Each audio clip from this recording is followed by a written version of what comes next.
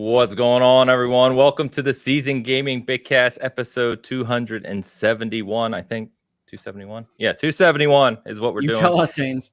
Yeah, we've been off for a week, so I'm a little out of the loop. But we are back, and we are here post Halloween, post Alan Wake 2's release, and a whole bunch of other games that we're going to talk about today. I am your host, Ainsley Bowden, joined by the cast of characters you see in front of you. And Travis is roaring to go this morning.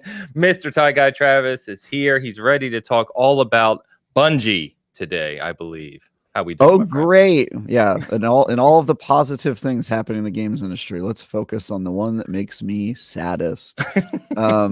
Yeah, no, I'm in a good mood. Got, daylight saving time. You ever find a $20 bill in your old coat pocket? Yes, actually.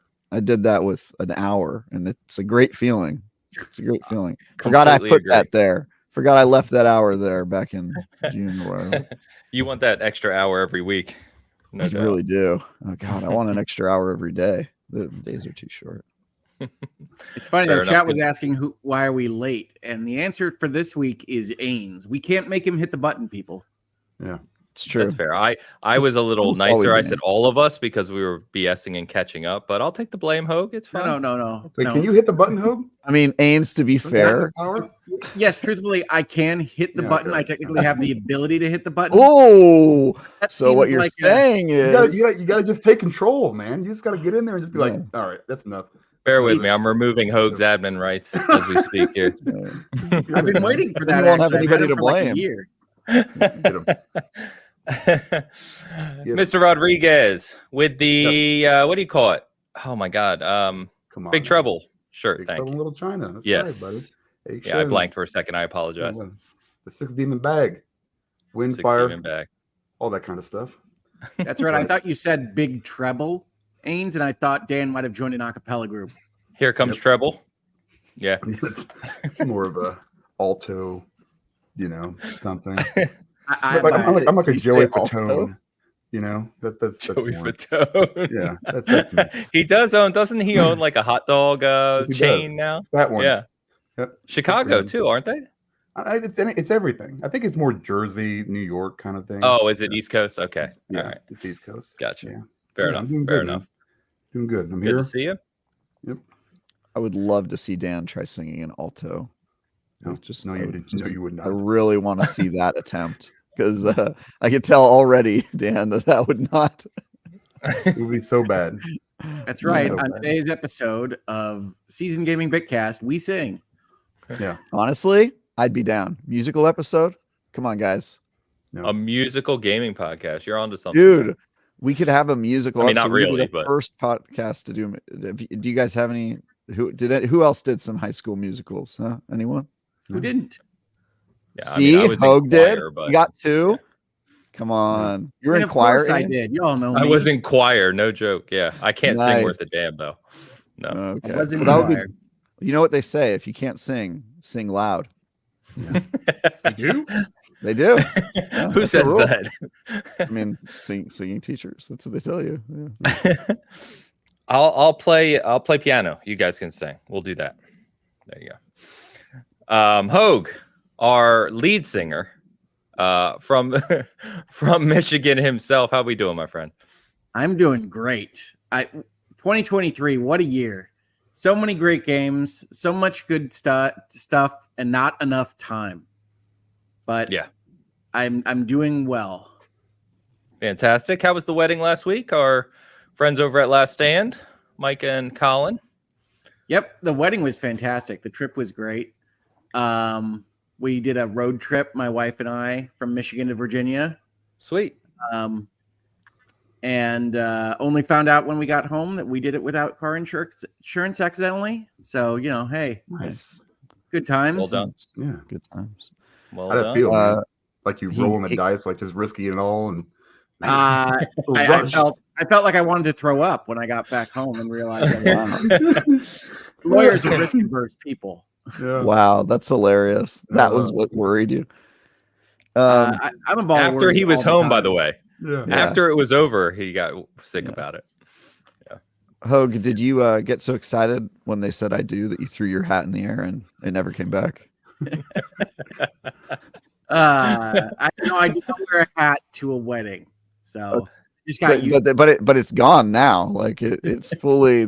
It's funny because it's like one of the first photos I saw of you without a hat was at the wedding, and then you show up to the show also without a hat, and I'm like, something changed. It's Something gone. changed in this man's Gone. life, And he only I had was one. replaced by an evil doppelganger. Yeah, you can tell which one is which. If He I just have a gets gun, along with Travis there's all the there's time. There's two of you, and one of you is like, trust me, Travis, it's me. I'm wearing a hat. You know, it's like, I don't know, but I didn't like that guy to begin with. I'm gonna shoot both. Yeah. It's good to know. I've always wondered about how that would play out. Just gotta be. I don't want to risk it, Ace. I mean, I think it's safer this way. Now's my chance. You got to take it. Yeah. It's justifiable. Plausible. You can explain this. Exactly. Yeah. Oh my That God. makes sense.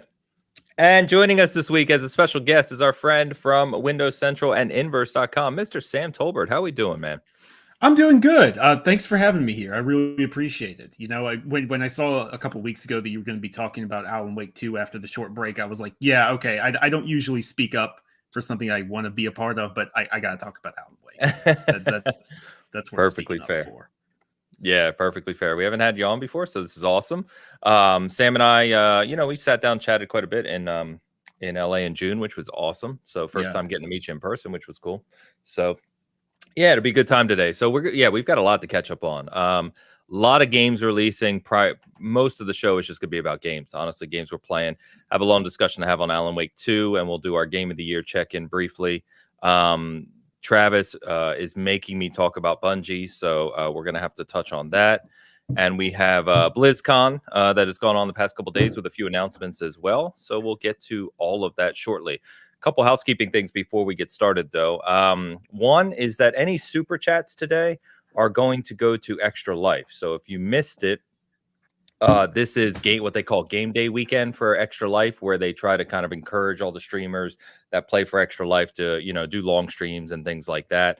I didn't get a chance to stream this weekend. So instead, for my Extra Life, I'm just going to donate all the super chat money from today directly to the campaign. So anything in that vein is appreciated. And Hogue, I'll let you shout it out because you know better details than me. But along those lines with Extra Life. Yeah, for those that didn't see it, on Ian Runkle's Runkle of the Bailey channel yesterday, who has been on the channel, he's talked games with us. He's taken over my channel a little bit when I was in the hospital. He's a fantastic guy. He's giving money through Extra Life to the Stollery Children's Hospital of Alberta. And he had a wonderful stream yesterday. I was on it for long periods of time. A lot of our lawyer friends were on it for long periods of time, and he just went over $100,000 in donations last night, a little bit after I went to sleep. And that link's going to be open, like all the Extra Life links are open for some time, I think till the end of the year or so. So if you're interested in that, check out that stream. That'll be archived on his channel. It's in 2 parts. And you can see him talk about games, play some games, have the lawyers pop in, and some of them know games, some of them don't. It's a lot of fun for everybody. But check that out because it was an awesome stream. And it's really fun to do those things for good causes. And certainly no one believes in hospitals and medical treatment more than me this year.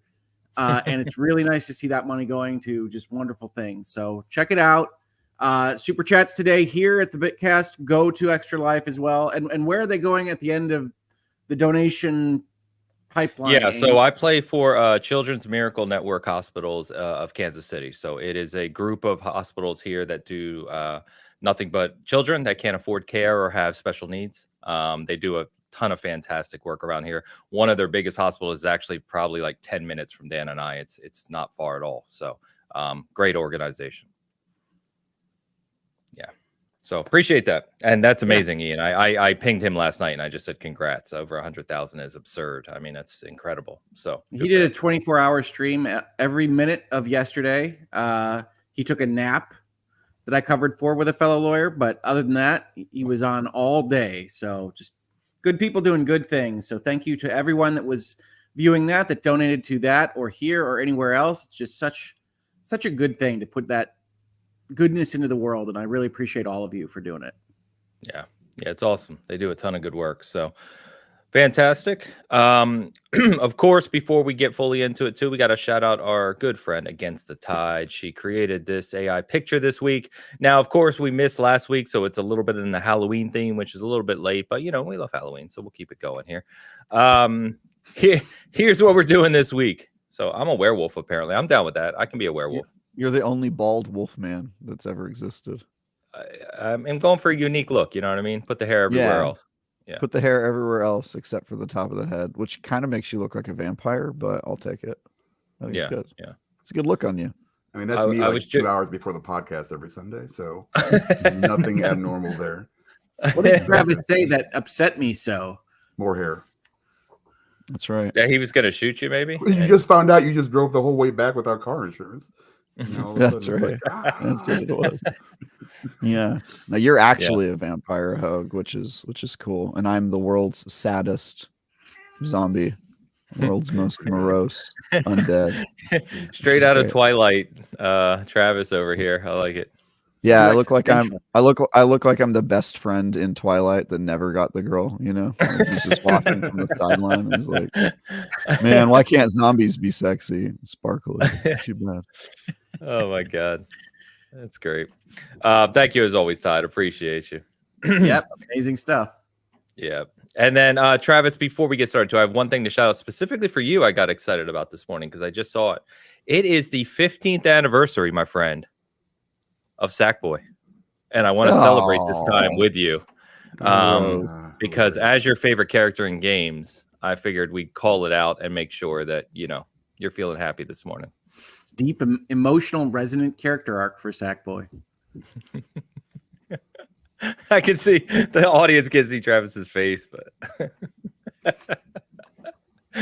Sam, if you weren't aware, Travis has a deep seated hatred of Sackboy. I think it's a fear. Okay. Not hatred, fear. I fear Sackboy. Like a respectful fear or more of a paralyzing fear?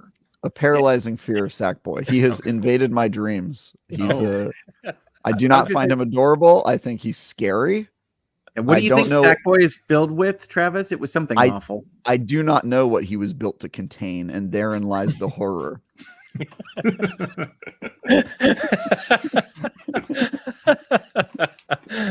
Oh my God. Good stuff. All right, we've got quite a few super chats to get to as well, and a few shout outs to do. So let's roll through those before we get into this conversation as well. Dan, you're up, my friend. All right, Shoosh, starting us off with the 10 euros. I'm back at the beginning. I need to write another draft of Bitcast to make sure I get a super chat out before Googleman. He keeps changing my payment card details to stall me. Alice, let me smash. I like the meta commentary there, Shoosh. Yeah. Shoosh cracks me up. And yes, they got the super chat in like half an hour before the show started. It was a race to beat Googleman, which they did. So Very nice.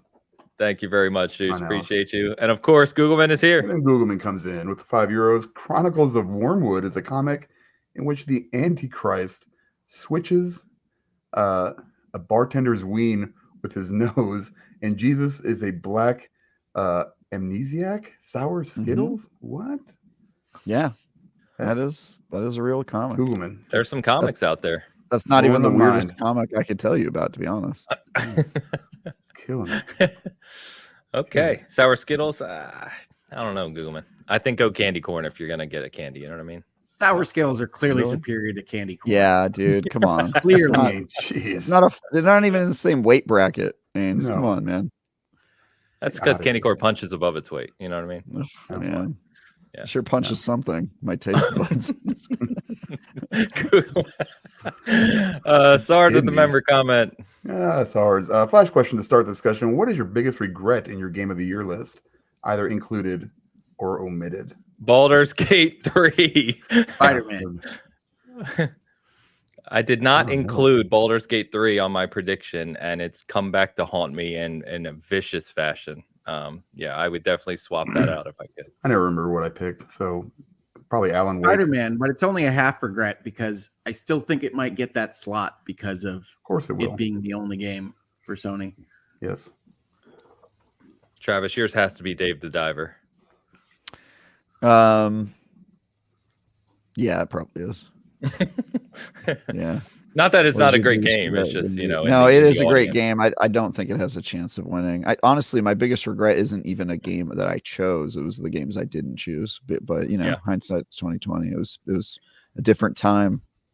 I don't think any of us knew that Alan Wake 2 was going to be this good. I mean, we hoped it would be. I'll be honest, I didn't know it was coming out this year when we made those predictions. I literally just completely forgot it was even coming. I thought it might be delayed. It's fair. It was not delayed, and we're all the better for it, folks. It's a great game. No doubt. Shout out to our legend Vintage Willow gifting 10 season gaming memberships on schedule, which is incredible. I say it every time. Thank you as always, Vintage. Nice. Thank you so much.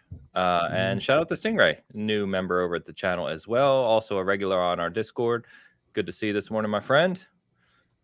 Pyro. Pyro with £2. Afternoon from the UK, everyone. Two different. I live in the future. Good afternoon. And the Chiefs and Dolphins are playing in Germany this morning, I believe. Frankfurt. Yeah. Frankfurt. Oh, I went to Frankfurt. Sweet. Good to see you, Pyro. Thank you for the super chat. He follows up with another one. Yeah, well, if it's for Extra Life, I'm gonna up my donation. PSA Play Cassette Beast, my indie darling game of the year 2023. Really great game. Amazing soundtrack. I'm obsessed. Fantastic. Cassette Beast is great. Yeah, our reviewer gave it a 9, I believe. Really loved it. Said it's fantastic. It's very good. And I think it's got an expansion, right? Or it does have an expansion coming. They announced. Yep. Pretty soon, if I recall. I forget. I'm going off. I want to say it was either October or November. So yes. Yeah. Pyro, thank you very much. Appreciate that. Debbie. All right. Our Bang on Balls aficionado. Yeah. Still sitting on my hard drive for some reason. Debbie with the $20 super chat. I can't think of a better use for $20. Great to see you all back today. I hope everyone in chat has a great week. You too, Debbie. Yeah, thank you so much. Debbie. Yeah, thank you very much, Debbie. Katie Cotton, new member as well. Thank you, Katie, one of our residents on Discord and a huge Diablo player as well. Thank you, Katie. Appreciate you. Butterball. Go Chiefs. That's what I'm talking about. They're already up 21-0. Just a quick update. Yeah. All right. Short and sweet. Butterball, thank you. Remember, it is cheese, not butter. Vintage. Candy corn all the way. No. I'm telling you guys, I mean, I will go over to the grocery store right now. There will still be 2 carts full of candy corn that they're trying to sell for 50 cents. I'm not going to knock donations to the kids, but candy corn. Yeah. Yes. Yeah. All I can say is save those bags for next year, Dan. All I can say is if you That's what they said 5 years ago about the same bags. If you spent that $20 donation on candy corn for those kids, they would be very disappointed. Let's just put it that way, right? They would not. It's not a good use. That's not where Extra Life is not putting the money towards candy corn. Yeah, with cause, I would say. I have this image of a skit now where somebody says, "Oh, kids, you're all getting candy. Somebody's bringing in a whole bag of candy for you," and they come in with candy corn, and the kids are all like, "Oh." Delighted. They are delighted. As if I didn't have it bad enough already. They say. Thank you, Vintage. Really appreciate you. Googleman, again. It's clearly not a competition, Shoes, which I'm winning. There you go. Perfect. Thank you, my friend. Shout out to Hogan, new member. Shout out to Sandra, new member as well. And shout out to Midnight Drury, who gifted a SG membership. Nice. Thank you all. And Fish String, my car racing buddy. It's winter tire season. Stay warm, everyone. Sure is. I've actually got to put my winter tires on in the next couple of weeks. It got cold real fast here in Michigan. Yeah, same here. Where am I at here? There we go. Okay. Why don't we go ahead and talk about some games? That's why we're here after all. So I know we've got an awful lot of games to talk through. We'll save the Alan Wake broader discussion for the tail end of our normal kind of playing session here. Who wants to kick us off with something they've been playing that we haven't talked about to date? I can. Go. Yeah. Following your rules, I'm going to talk about a game that is a sequel to a beloved decades-old classic that people have been waiting for a long time, that is just a fantastic examination of the philosophy of existence and being. And that, of course, is the Talos Principal 2. Was that a preview of Hoag's notes? Did you hold those up? I did hold those up. I make all sorts of gesticulations over here. Yes, Talos Principal 2 is a puzzle game. It's a regimented puzzle game like a Portal, but with a giant world backstopping it in a post-apocalypse run by robots. It is fantastic. It is a wonderful game, and I think, honestly, when we were talking about that indie slot for the Game Awards, it's the kind of game that could sit there. Alan Wake is as well, depending on what you think about an Epic Games published Remedy title. But Talos Principal is a game that makes you feel smart all the time, except when you don't, and then you feel real dumb. But also examines philosophy and what it means to be human, while also having like RPG conversations on top of all that in a city that could fit right in with Starfield. Yeah, I was gonna say, which is new. Like tonally, it's very different than the first one, where it was a lot of puzzle games about kind of feeling isolated and cutting you off from everything else. And this one is very much not that. Things have changed from the first game, and it's sort of like it's got a lot more elements to it, but it's definitely not like a straight sequel. If you were just expecting more lonely puzzles like in the first game, it's got a very different vibe, which is cool.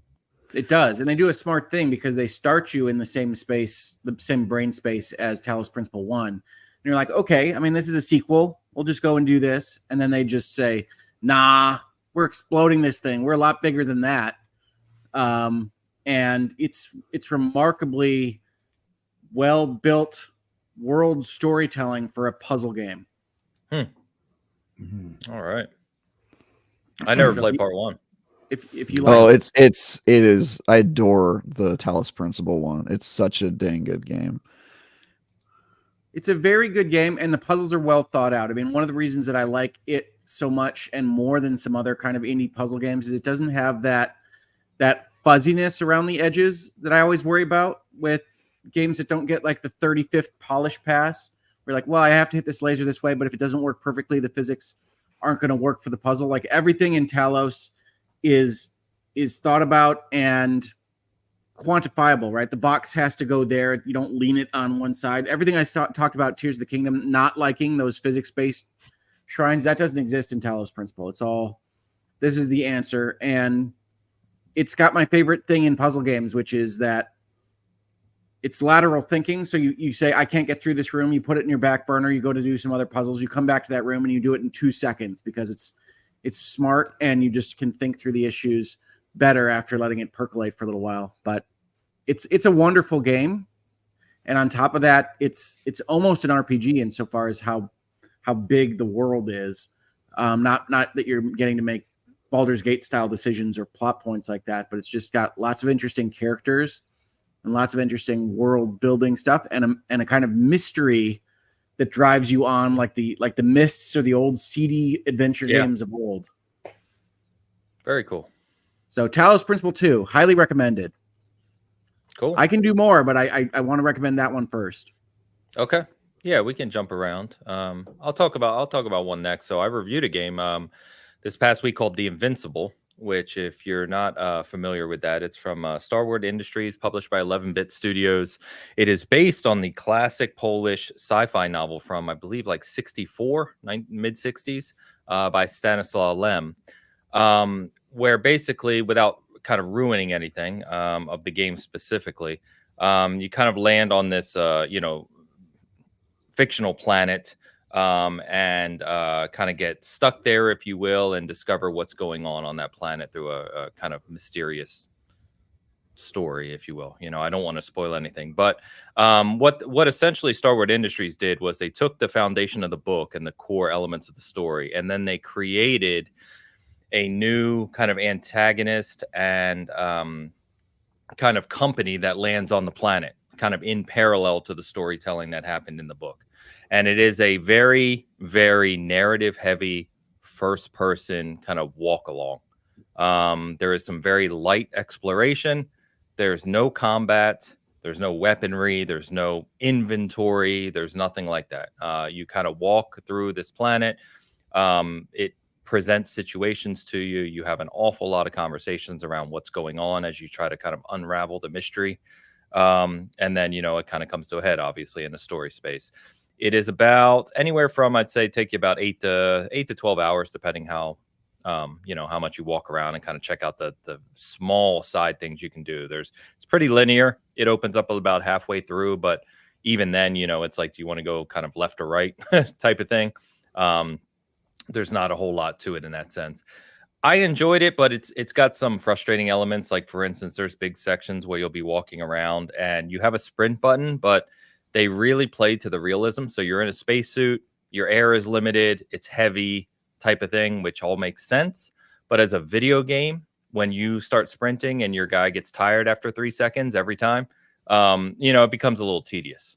So, it's a very slow paced, methodical game, and you better like narrative because there is talking ad nauseum, which is fine if you like that sort of thing. It's well written. It's well voice acted. So I can't really complain about that, save for one voice actor, which just was not good. But generally speaking, the main characters are well voice acted. I gave it a 7. I said it's decent game, worth your time if you like narrative adventures, if you like sci-fi. One of the really neat things about it is it's got this kind of retro future look to it. So it's kind of like how they envisioned space looking back in the 60s, right? So it's kind of got this, unique art style and kind of art direction, which is neat. All the ads I saw for it looked like pulp novel covers. Exactly. Yeah, exactly. And they worked with a gentleman to score the soundtrack, which is kind of right in line with that. It's very kind of mystical and, kind of sets the tone for you. So they do some really good things. But the gameplay itself can, like I said, can be a little tedious. Sometimes you have to kind of climb up walls or navigate the environment. And it's like, if you don't, what you were just talking about with the puzzle game, like if you don't push forward in the exact right spot, it won't work, and there's no, Dan would despise it. There's zero hand holding. Like, you have a journal where you write some things down, but there's a lot of times where you're like, what am I supposed to do next? And you'll be looking around trying to find a button to hit or something, and you just don't know what you're supposed to do. And because it doesn't work in a super polished way, that makes it even more frustrating at times. But yeah, you can read my review, see if you think it'd be up your alley. It's out now on all platforms. I forget what the actual cost of the game is. I want to say it might be like a $30 game, but you can double check me. I don't think it is all out on all platforms right now. Yeah, I don't know if it's on consoles. Tomorrow. It releases tomorrow. Yeah. It is on consoles. It releases tomorrow. It is. Yeah. No, I didn't think it was on consoles right now. Like, if I were to go try to play it, not that it wasn't coming out on consoles. Yeah, it was weird because it releases tomorrow, but the embargo was the 2nd. So they had the embargo, a little earlier than release for a change, which is fine. That's nice. Always nice. Yeah. So anyway, you can check that out. I won't stay too long on it, but my review's up if that sounds like it's interesting to you. No, it was one I was interested in. Does sound like a real game. We can do a real Hogs Notes now. How many of you are familiar with the game Little Goody Two Shoes? No, nothing? Okay. So this is a Square Enix collective project. So it's one of their indie games that they helped get to market. It is ostensibly an RPG. It looks like that. It's a 2-dimensional graphics game, but it doesn't really have RPG combat elements. It's set as a dark fairy tale in which you play Elise and magic things happen. And there's a dark woods that you try to get through as the game goes on while doing less frightening things during the daytime in the nearby German town. But it's an excellent use of kind of 2D art assets and narrative visual novel type storytelling in a different way than we've seen from kind of even the standard indie 2D RPGs. So I really like it. I think folks that like stories, like fairy tales, like that kind of graphic style will enjoy it. They use an effect that you can turn off that makes it look like you're playing it on an old CRT. So it's quite good, but it's not anything I can talk about without talking about the story without someone else having played it. But do check it out. Little Goody Two Shoes. That's Goody. What platform are you playing on, Hogue? PlayStation. Okay. So it's on consoles as well. I always ask with the smaller indie games, a lot of those are like Steam only or something. So just checking. Yeah, Is this it's published by Square. I'm Got sorry, Travis? Is this a recent game? Yeah, I think it came out this last week. It might have been 2 weeks ago.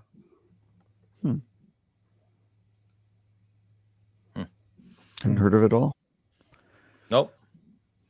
Square releases random stuff, but I tend to They like sure it. do, especially this year. Yeah. It's a lot of weird Square Enix stuff this week here. What else you guys got? I got games. Hogue, you finish your list. Finish Hogue's notes. Okay. Well, we can talk about RoboCop. Go. RoboCop. I've heard it's actually pretty good. A lot of people have told me it's okay. Pretty close to excellent. It actually reminds me of Alien Isolation and how much it kind of captures the feel of its original source material. So if you remember RoboCop, if you liked RoboCop at all, it's there for you there. But as a game itself, if you've never heard of RoboCop and it sounds like a weird premise, it's still a good game where you are in fact a robotic, or more specifically a cyborg police officer in a crime-ridden Detroit overrun by crime and corporations, which is clearly nowhere near the case in my lovely Detroit, Michigan. But it really does capture the old movie feel, and it's got RPG elements that come on. So it winds up feeling a little bit like almost a cyberpunk, but evocative of the 80s movie, which was very kind of gratuitously gory and things like that. So you're fighting criminals that are pushing drugs and they've taken hostages in a TV studio, for instance, and if you shoot them, they'll explode over the wall, and you'll see all of that. So it's that kind of over the topness. It's not like, as we'll talk about with Alan Wake, it's not trying to be evocative of real gore. It's ridiculous 80s gore, almost like a Starship Troopers, if that might be something you're more familiar with.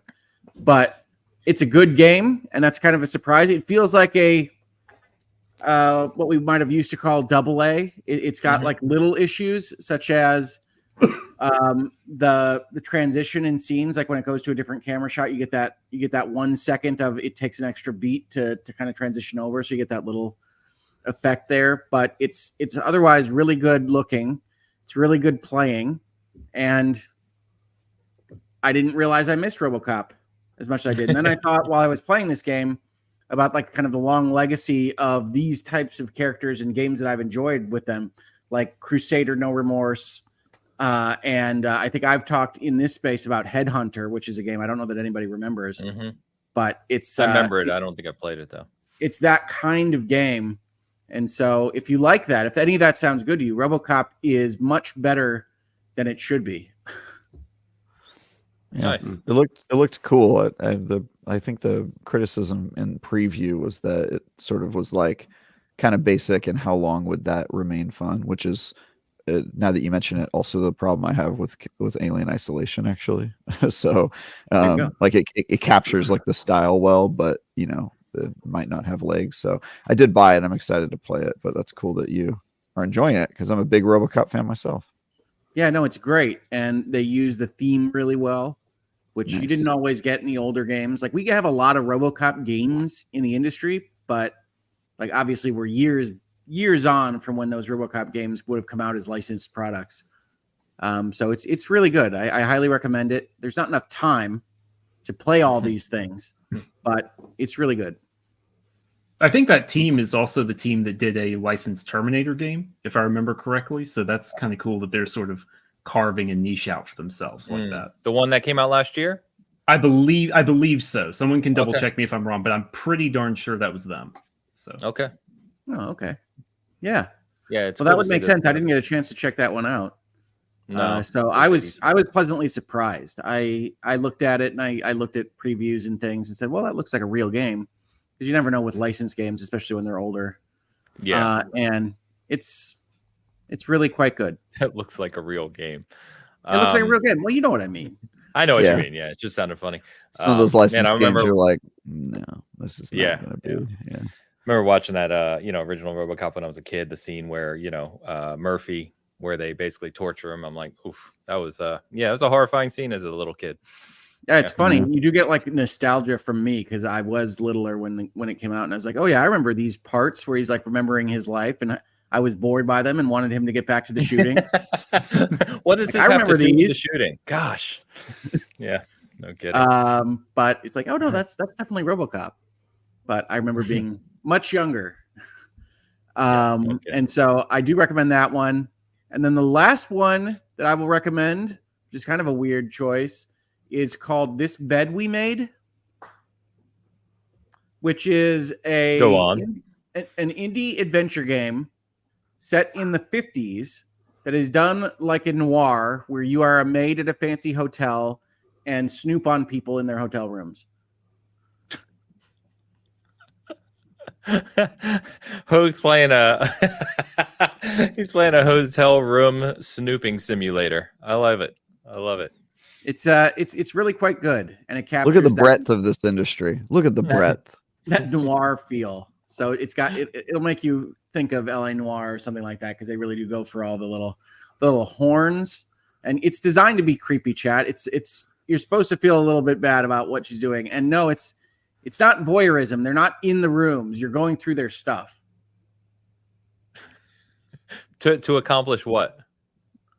Well, the game starts out with you being interrogated by the Okay. police, and then you telling the story of whatever happened and why. So okay. Some bad stuff went down at the hotel. Okay. All right. Sounds like a game right up Travis's alley. How are you not playing this? That is called This Bed We Made. I would play it. As you guys know, I like way more games than there is time to play it. But Yeah. that one does sound interesting. Some games are just so weird you have to try them. You know what I mean? Of course, that's exactly right. It's like, what? I've never done that before. Yeah, that's interesting. I'm a big fan of show me something new. What was the game I sent you guys yesterday where you played the tiny police officer getting crushed dude. by giant females? I called dibs on that in the IGN review chat. I did. I was like, dibs. If this ever becomes a real game, dibs. I forget what it was called now. Because the guy who did that with Squirrel with a gun, I mean, it worked. Now that guy's got dibs, and it's like, I want to review that game. It was like the Police Mysteries or something. Something strange like that. Yeah. Anyway, all you sent us was screenshots of a tiny person being attacked by giant female police officers. That's right. Do you need anything else? I mean, yes. I don't know. That's all I needed. I will click on would you like to know more? Would you like to know more? Travis, you were going to say something game-wise. Yeah, so we didn't meet last week, which is unfortunate because last week was my craziest review week of the year. I reviewed 3 games last week before last Sunday. So I had a very busy review week last week. And then, so the 3 games I reviewed were the new Lord of the Rings game, Lord of the Rings Return to Moria, which is a survival game in the same vein as Grounded, I guess, would be one example. Or I guess maybe better would be like, it's kind of Minecraft, like Deep Rock Galactic, I guess, is an okay example since it has dwarves. Like actual survival mechanics, like not like Long Dark.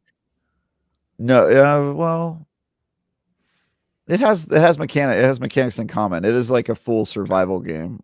Basically, like the idea is it takes place in the 4th age after Sauron's been defeated, and the war. Spoilers.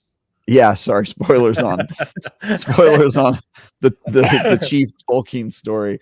But you play a dwarf who is being directed by Gimli, which is voice acted by John Rhys Davis, and he sends you to go reclaim Moria, and so you and up to 7 friends. It's got 8-player multiplayer because what is survival without way too many players?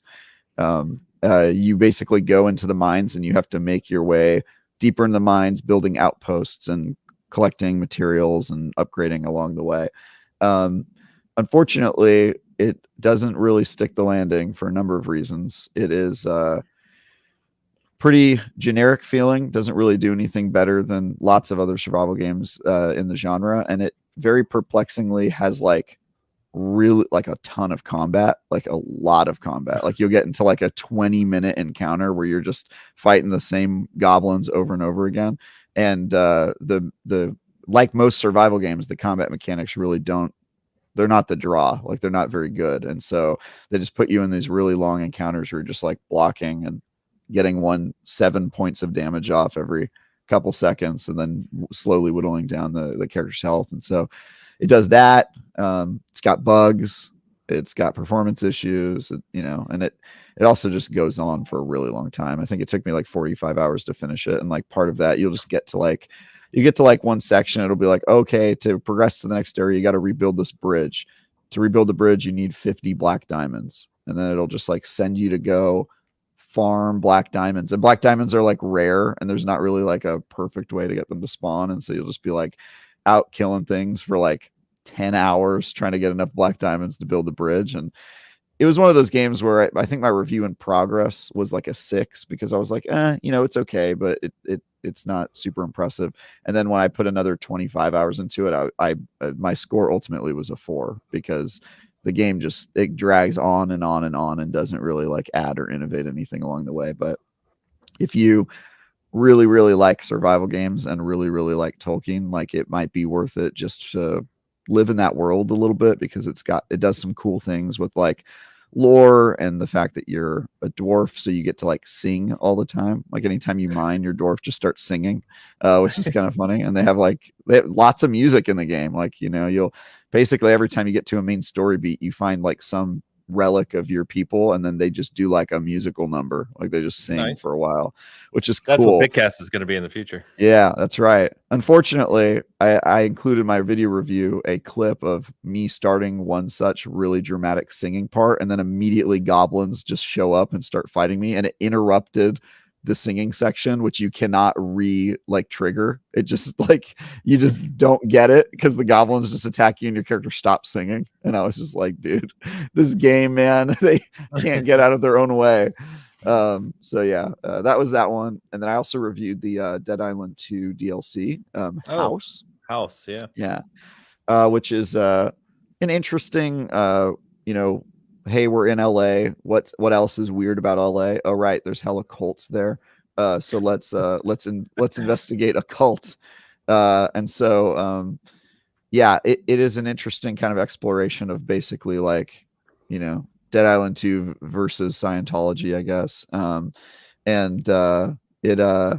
The problem is it's like a 3-hour DLC. It's like 2 to 3 hours and you're done. And so it's like cool, okay. But just when you start to remember the mechanics of the game and like get back into it, then you're like already at the final stretch. So that I got a 6 out of 10.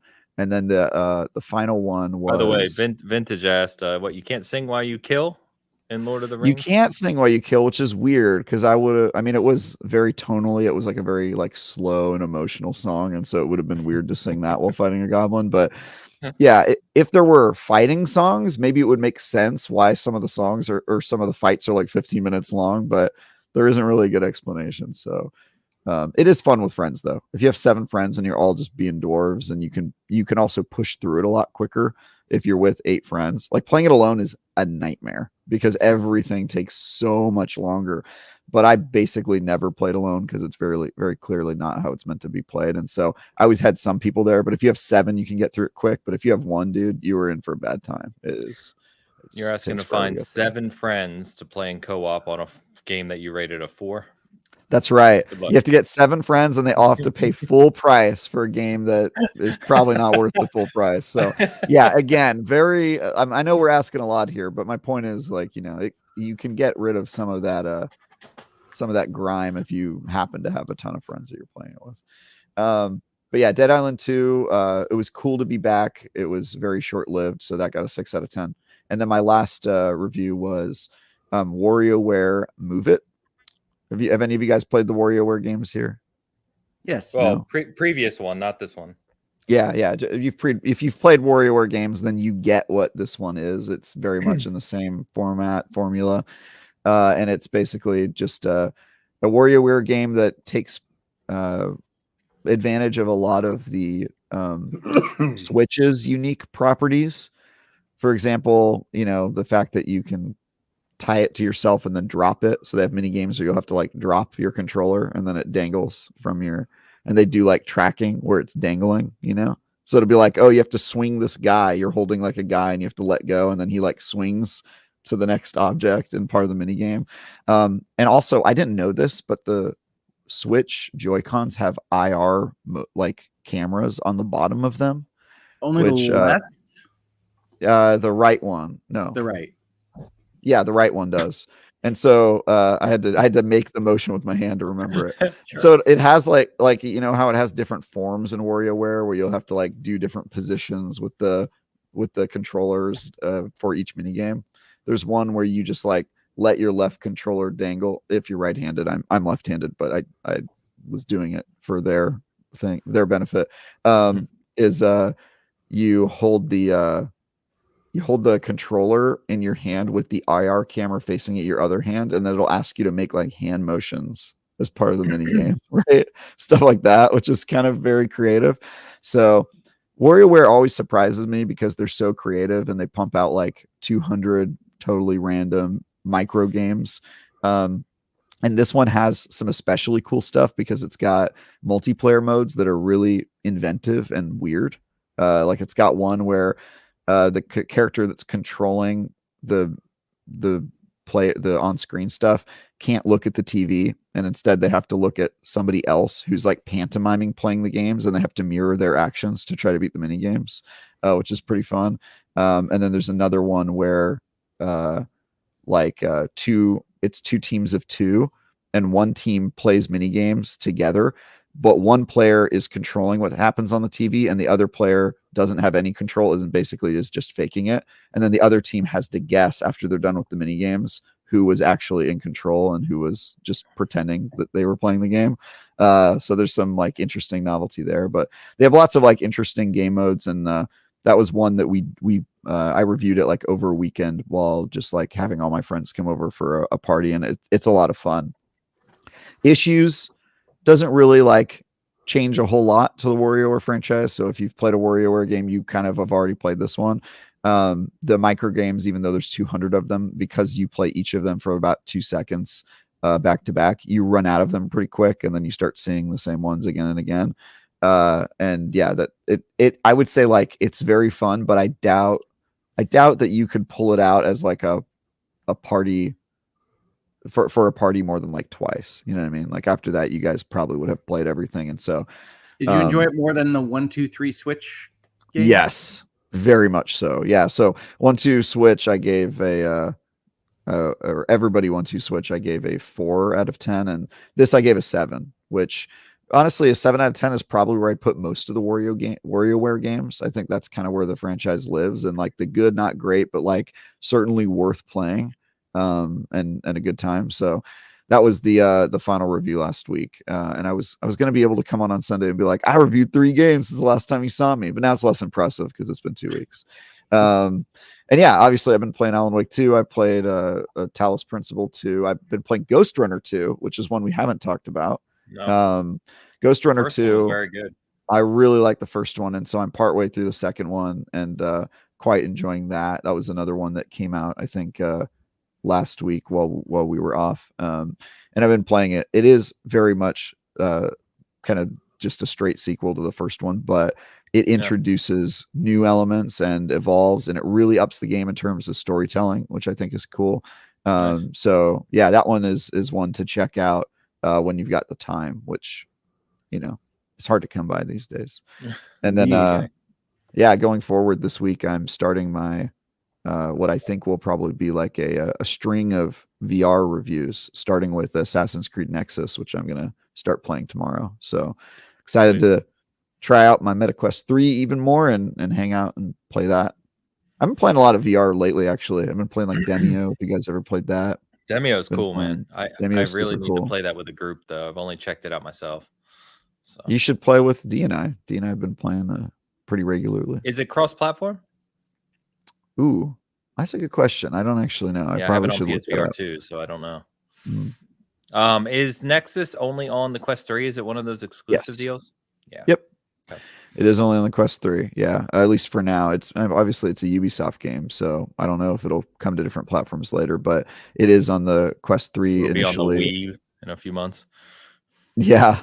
It's on the Quest 3, and it seems like it really was designed with that platform in mind. And frankly, this is one of those games I probably wouldn't want to play tethered really unless you have a really good setup for it, because there's a lot of movement and dodging around. And I don't know about you, but like, as much as I love Half-Life, Alex, that's like the worst thing about it is, you have to play it on a tethered system, and it really does get irksome after a while. So Gotcha. yeah, I'm excited to play that one. Okay. Googleman says yes, Demio is cross-platform, and there's a new PvP game coming as well. So I pre-ordered the PvP game because that looks super fun. But yeah, dude, if it's cross-platform, let's play together because I'm looking for more VR time. I've been enjoying that. Yeah, I know Cog was a big proponent of Demio too. So yeah, he is. Yeah. So cool.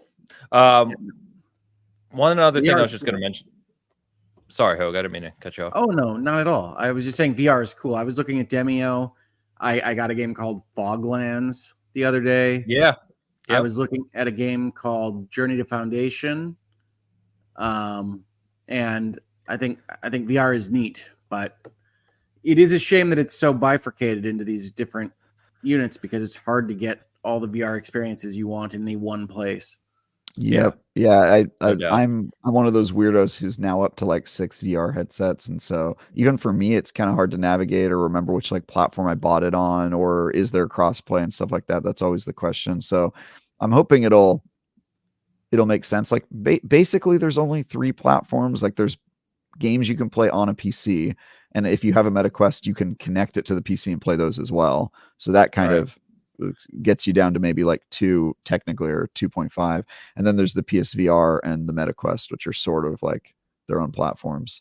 But yeah, it is a little complicated, but just the stuff, like even simple stuff. Like I went to like a gathering for Halloween, and we played like the VR table tennis game.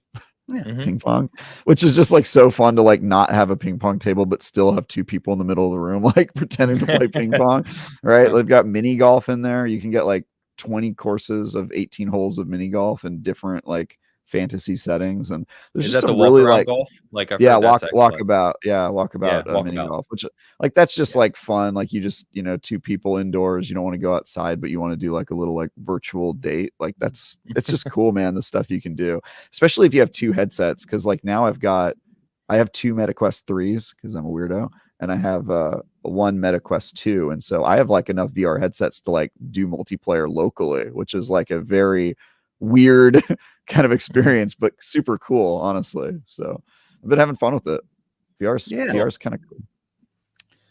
And to the folks in the chat that were asking about the Star Ocean 2 remake, I haven't gotten that one yet. That was on my list. And with respect to Quantum Error, that was between RoboCop and Quantum Error when I was deciding to buy a random indie game, and I went with RoboCop. Which, from what I've read about Quantum Error, you probably made the right choice. I think that's what the reviews say. I do like some of their like trailers and notions of firefighters versus the Elder Gods or whatever is weird. So yeah, fair enough. Funny you mentioned Foglands. I got offered the review on the VR space Foglands because that one you can play normally or in VR, but it's just time. I told him I turned it down because like I don't have time to do it. Not while trying to play Alan Wake 2 and these other games that I'm behind on. So oh yeah, that Alan Wake game came out too. Yeah, there's a game.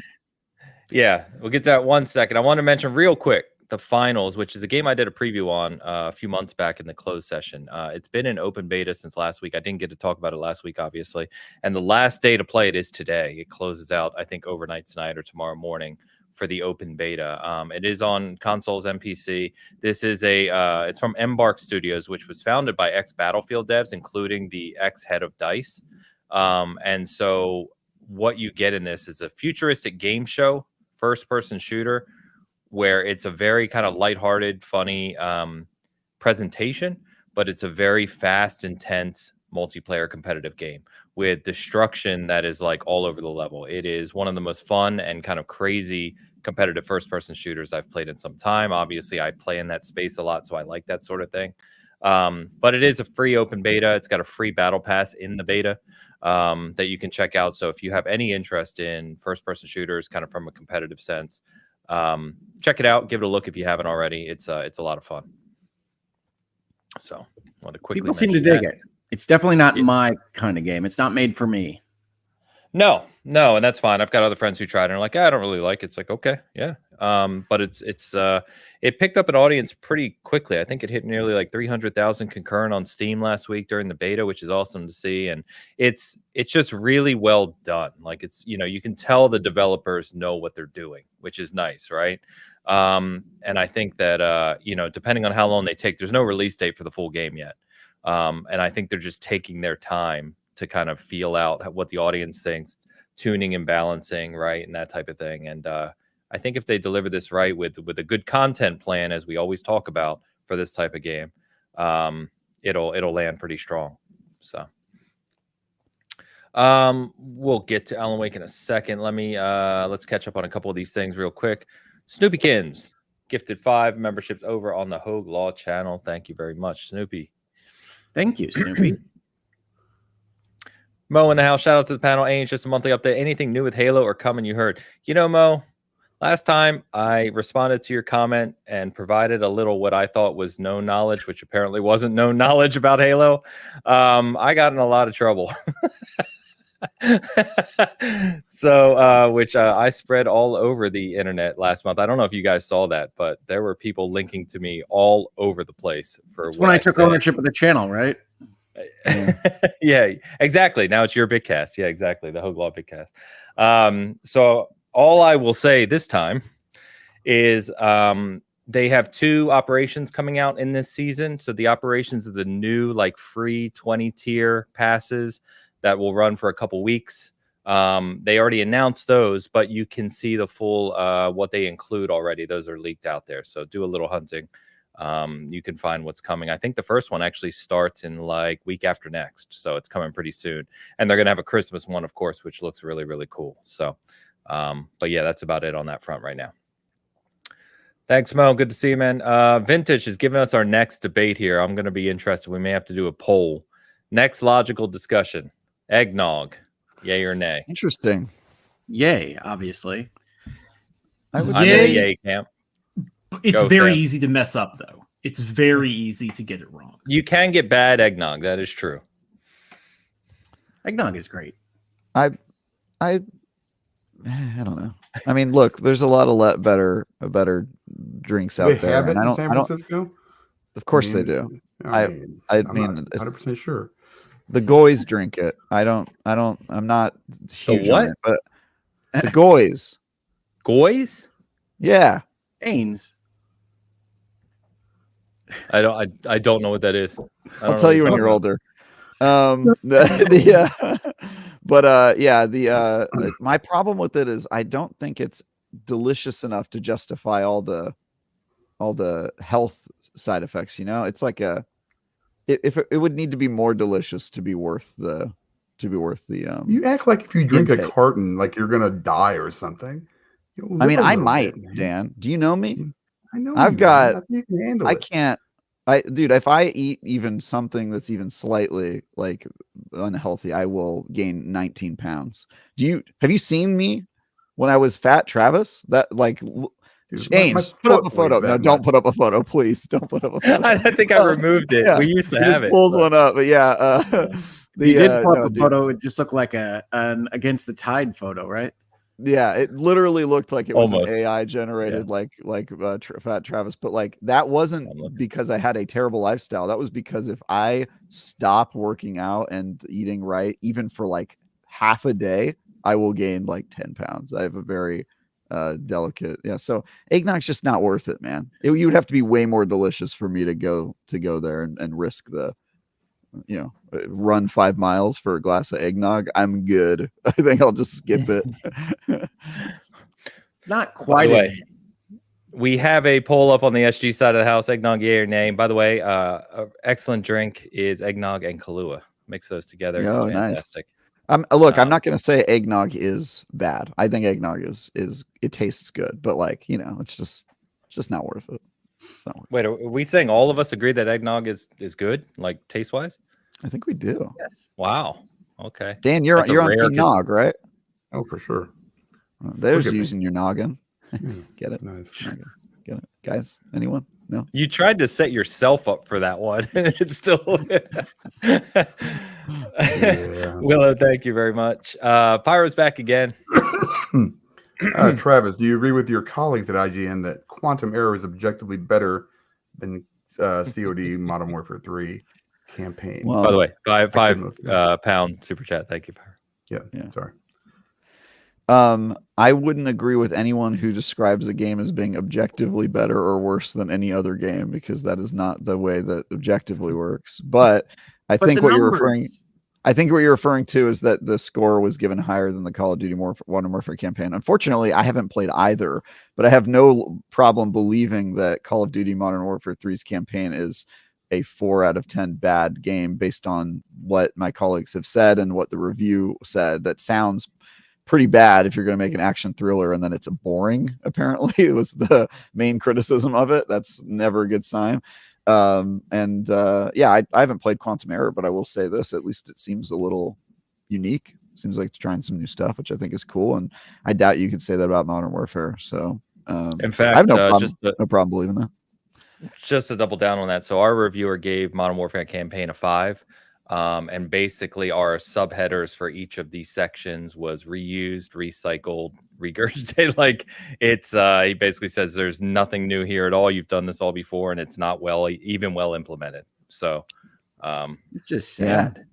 I mean, I saw immediately after the IGN review went live, a lot of Xbox fanboys saying that this was further proof that IGN hates Xbox. But dude, I guarantee you that, just play the game. Like if you really think that that's it, play the game. And if we're way off and it's like the best thing ever and we're just completely smoking crack out here, then fine, believe your stupid conspiracy theory, but don't not play it and then assume that it's amazing and that we just hate it. Like, come on, man. It's just not true.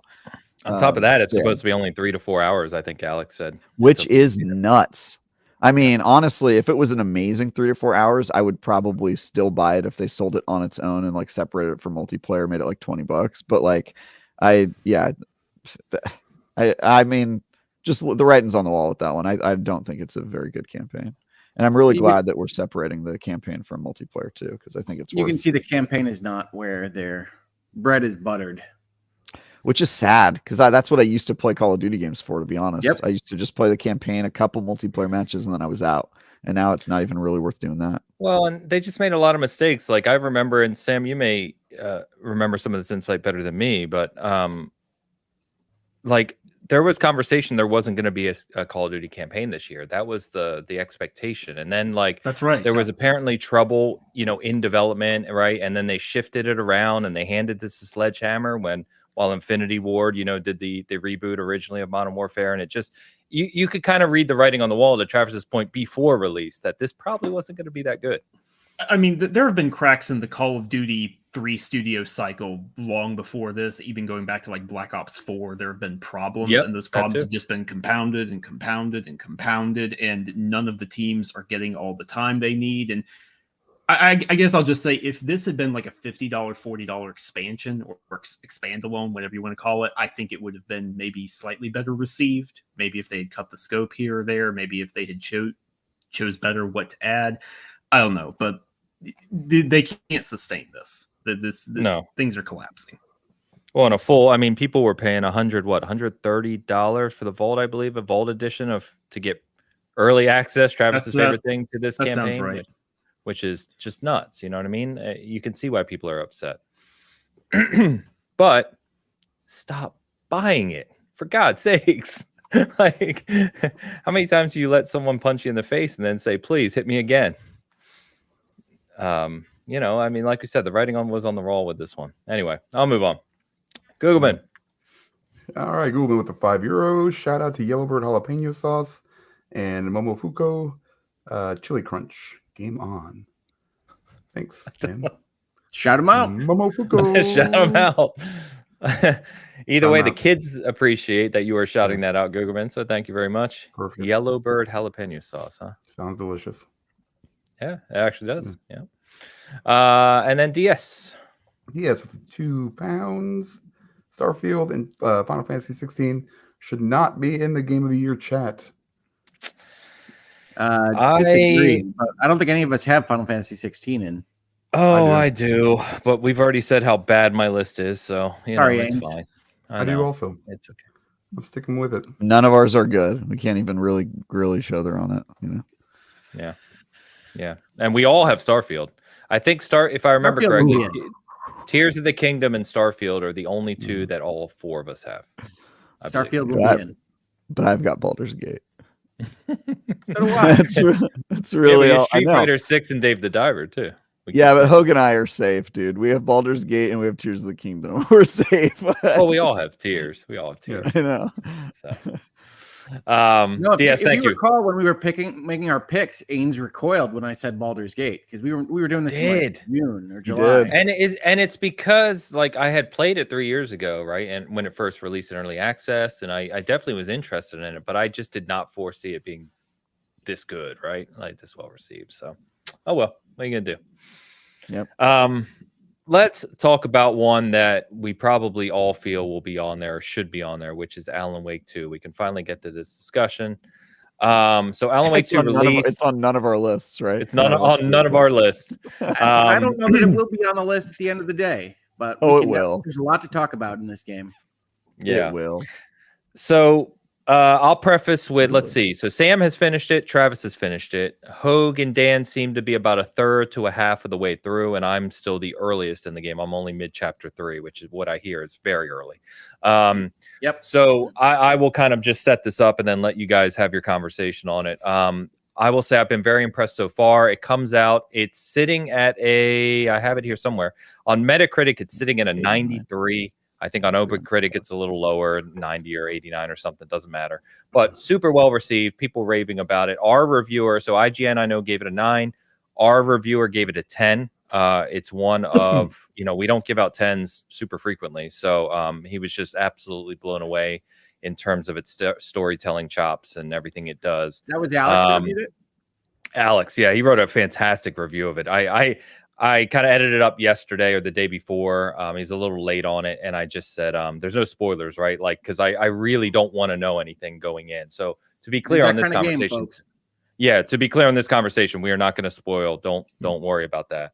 But anyway, very well received. People raving about it. And I'm early, but have been extremely impressed so far. But I haven't even scratched the surface yet. So guys, we haven't gotten far enough to see it going wild yet, certainly. So yeah, I've been on this. The show is usually only about 3 hours. Yep, or so. I get that. I'm going to do my best. I've been on this show. I've been on other shows talking about how Alan Wake, the original, is one of my top 5 games of all time. And I had just played the remaster again twice this year, actually, to be on a spoiler cast for it, and then to play it with my daughter so that she was ready for Alan Wake 2. And all I can say is Alan Wake holds up entirely in what I want it to hold up in, which is narrative and storytelling. And I love that game to death. And Alan Wake 2 is better. Like that's the shortest form of this conversation I can make it, which is this is a better game than Alan Wake 1, and I adore Alan Wake 1. I will add on to that by saying Alan Wake 2 is my game of the year. Followed closely by Tears of the Kingdom and Baldur's Gate 3, but even with those massive games, which, I think you guys know, for me, game of the year is all about which game pushes the industry forward. And Tears of the Kingdom, I think, pushes the industry forward in play and creativity and some of the freedom and interesting stuff that game lets you do that I think is unprecedented in the industry. I think Baldur's Gate 3 pushes the industry forward in terms of decision-making and how far-reaching the consequences of your decisions can be done. I think that's probably the best example we have to date of like your decisions mattering. And Alan Wake pushes the industry forward in a few categories, one of which is narrative. I think it's like one of the coolest, and it's a non-Hollywood story, right? It's not something you could make a movie out of. It is like unabashedly a game story that does weird game stuff.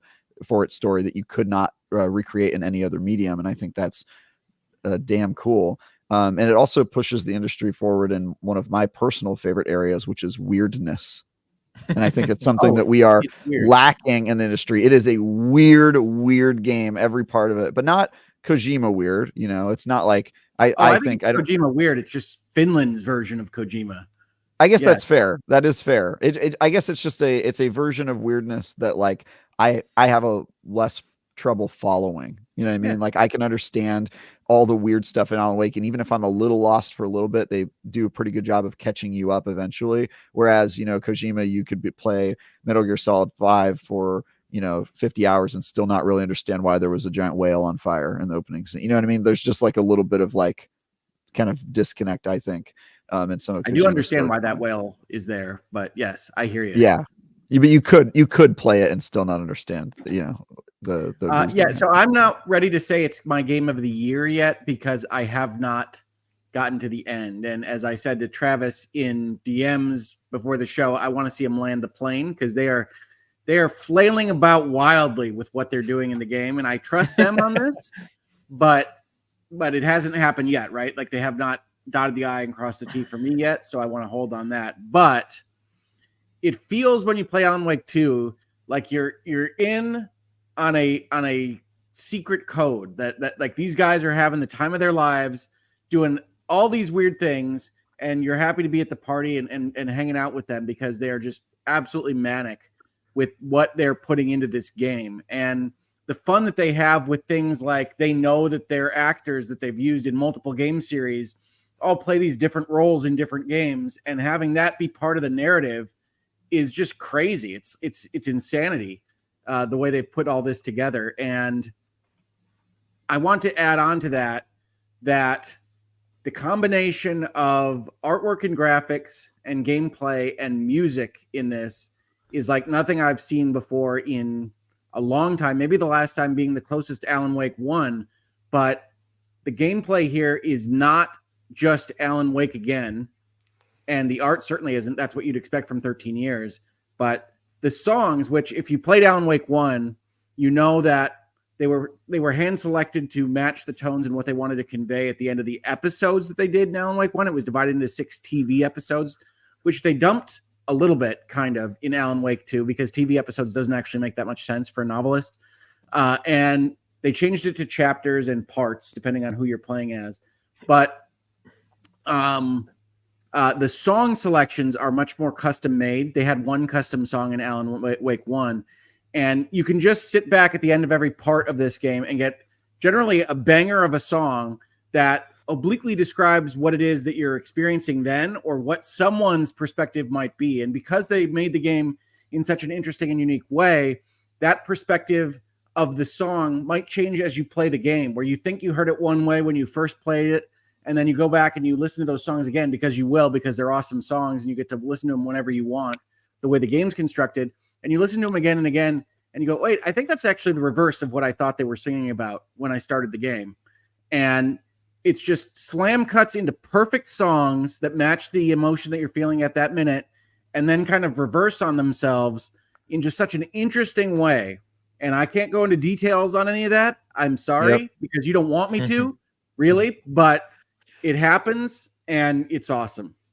There's also, Hogue, the added like kind of Easter egg experience of once you're done with the game and you go back to listen to some of the songs, you realize that some of the twists that were later in it are like hidden in the songs and like hidden meanings and stuff like that. And you're like, oh, dang. It's so well done. And I think audio in general carries that game so hard. Like Alan Wake 2's audio is just like so dang good. If you play that game like with headphones on and or surround sound and you're hearing all the whispers and like craziness around you, it's a very different experience. So and I think, you know, Hogue, you and I have disagreed on whether Alan Wake 1's gameplay holds up, which I have trouble with it just because I think it's, you know, even at the time it was a little bit, you know, it could be a little bit repetitive and boring at times, but I have much fewer problems with Alan Wake 2 because they do modernize the combat and make you feel like you're actually,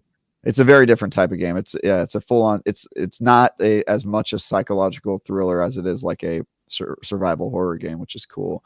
Oh yeah, I mean it is a Resident Evil type game the way it is now. Yeah. So unlike Alan Wake 1, where you go, okay, we got some taken here, we got our flashlight, we're going to do some damage, we're going to fight 40 people because that's what it takes to make you feel threatened. In Alan Wake 2, it's like, oh damn, no, there's another taken that's warping around. I got to really pay attention or I'm going to die right here, and they're going to give me some gruesome scene of my character dead on the ground. And so it's just much more intense. And on that, I want to talk about the lighting and darkness in general. Because Alan Wake 1, especially if you play these back-to-back like I did, you'll see that Alan Wake 1 uses what I might call TV lighting. Like TV night is, I can still see everything, but it's bluer or grayer. Very blue. Yeah. And in Alan Wake 2, it's essentially you're actually out in a rainy woods, and all you can see is what the flashlight puts in front of you. And the flashlight isn't faked. Like, this is one of the first things that I noticed. Like, in general, in video games, you've got a flashlight in front of you, and it'll stay in front of you. It's designed to orient you to whatever you're seeing in the environment. The Alan Wake 2 flashlight is actually generating a light so that when you get into an animation or it gets pushed against your body, everything goes dark. Like, you cannot see what it is that's going on. And it makes it so much more intense that Alan Wake 2 is a stressful experience. I've played it a lot, and every time I get in there, I think I'm loving this, but also I hate this. Like, this feels bad to be in, and it's hard to progress. And it's great that they can do that in a video game, but like, man, the other thing about it is I really admire all the ways they make you continue to feel the stress of I could die at any moment without actually making you do too much combat, because you don't do a ton of combat in the game. But when you're in one of the stories, you always have like that. It could happen at any time, and they're not planned events a lot of times when you're out exploring, and they have the tense music to make you feel like, you know, you're never really safe. Even when you're in the menu, when you're in your mind place, or you still can get attacked, which is crazy. And then in the other world, when you're playing as Alan, you have that constant, like, you don't know if an enemy's real or not, and you're like shining your light on them, and you're like, oh, that one was real. Damn. Yeah. Is this going to be a fight? And then, you know, they all disappear. And so you don't do a fight there, but then you're like, but you still went through the stress of doing it without having to like stop and do a combat sequence. So like, you do a really good paranoid because you're saving those resources because you don't want to spend your batteries on nonsense. Yeah, exactly. And so they do a really good job of like making you feel the like tense, and like it could happen anytime, but without like adding too many combat encounters, because I feel like that would take it away a little bit if you were constantly just every time you see an enemy, it's just like fight and then move on and fight and move on. It's like a lot of rooms, a lot of areas, you fight nothing for like a long period of time, but you're constantly feeling like, you're stressed. You feel like something's going to happen. And I think that's super cool that they find kind of like a lot of creative ways to like not make the combat wear thin, which I think you do that in Alan Wake 1, because every, you know, area of woods you have to fight like a group of taken, and this one they use it a lot more sparingly, and I think it's to their benefit. This game also made me like Control even more, and I know, Hogue, you're not a Control guy, but like I think this game really does a lot. Honestly, Alan Wake 2 made me feel like Control is even worse than I thought, that this is what this team is capable of, right? Like, one thing that I'm very happy about, and we've talked about it with respect to Control before, is that Control is very much the bureaucratic take on the supernatural, and it's all very mechanistic and designed to be quasi-boring in how they interpret these things. And the Federal Bureau of Control does appear in this game, but like the Alan Wake franchise and brand is so much more like this dark mysticism, and how can we really understand what's going on? We can't. The FBC tries to, but it doesn't really either. And so I think you only need a light flavor of Control kind of being in and around the game, and they did it right there, because Alan Wake and how Cauldron Lake works is still at the front and center of the Alan Wake franchise. And I think Saga Anderson, the FBI agent, is such a good addition, because essentially her plot, for the most part, is you're a player of Alan Wake 1 and you're playing Cauldron Lake, and she's like, how does this work? What is it? Okay, so can Alan just do this or this or this? And what is creation, and how does writing work? And am I written in, and all these various things, like all these questions that you would have had about Alan Wake or Tom Zane or all these things that have been percolating in your brain for 13 years. She's premised on this kind of entry point for both new players. I think that's why she exists, really, for a 13-year-old sequel, but also mirrors all these things that people that have thought about Alan Wake for a decade now would have been thinking about, and really causes the creators here at Remedy to kind of explain things, but not in the Federal Bureau of Control way, where it becomes not interesting. It's not magical. It's more like the way that you would talk about it in a forum, but with like the Remedy developers there talking with you at the same time. So I think they did such a great job of it. And I say that as someone who actually wound up liking the Saga stuff maybe a little better than the Alan stuff. The Alan stuff is the more unusual. It is where they are spreading their wings more. But it's very cerebral, and yeah, it's more predominantly environmental puzzle navigation and stuff that I'm, to be quite frank, bad at. So Alan has so many tools to manipulate his environment. It is very easy to get confused about where you're going and even why sometimes. Which is by design in some respects. Like a lot of what Alan Wake 2 is doing is it wants you to feel lost or circling, but it isn't always the most pleasant experience. And by God, I was ready to be out of subway tunnels after a minute. So I mean, like it's great, and I respect what they're doing more than I was enjoying it maybe for a second there.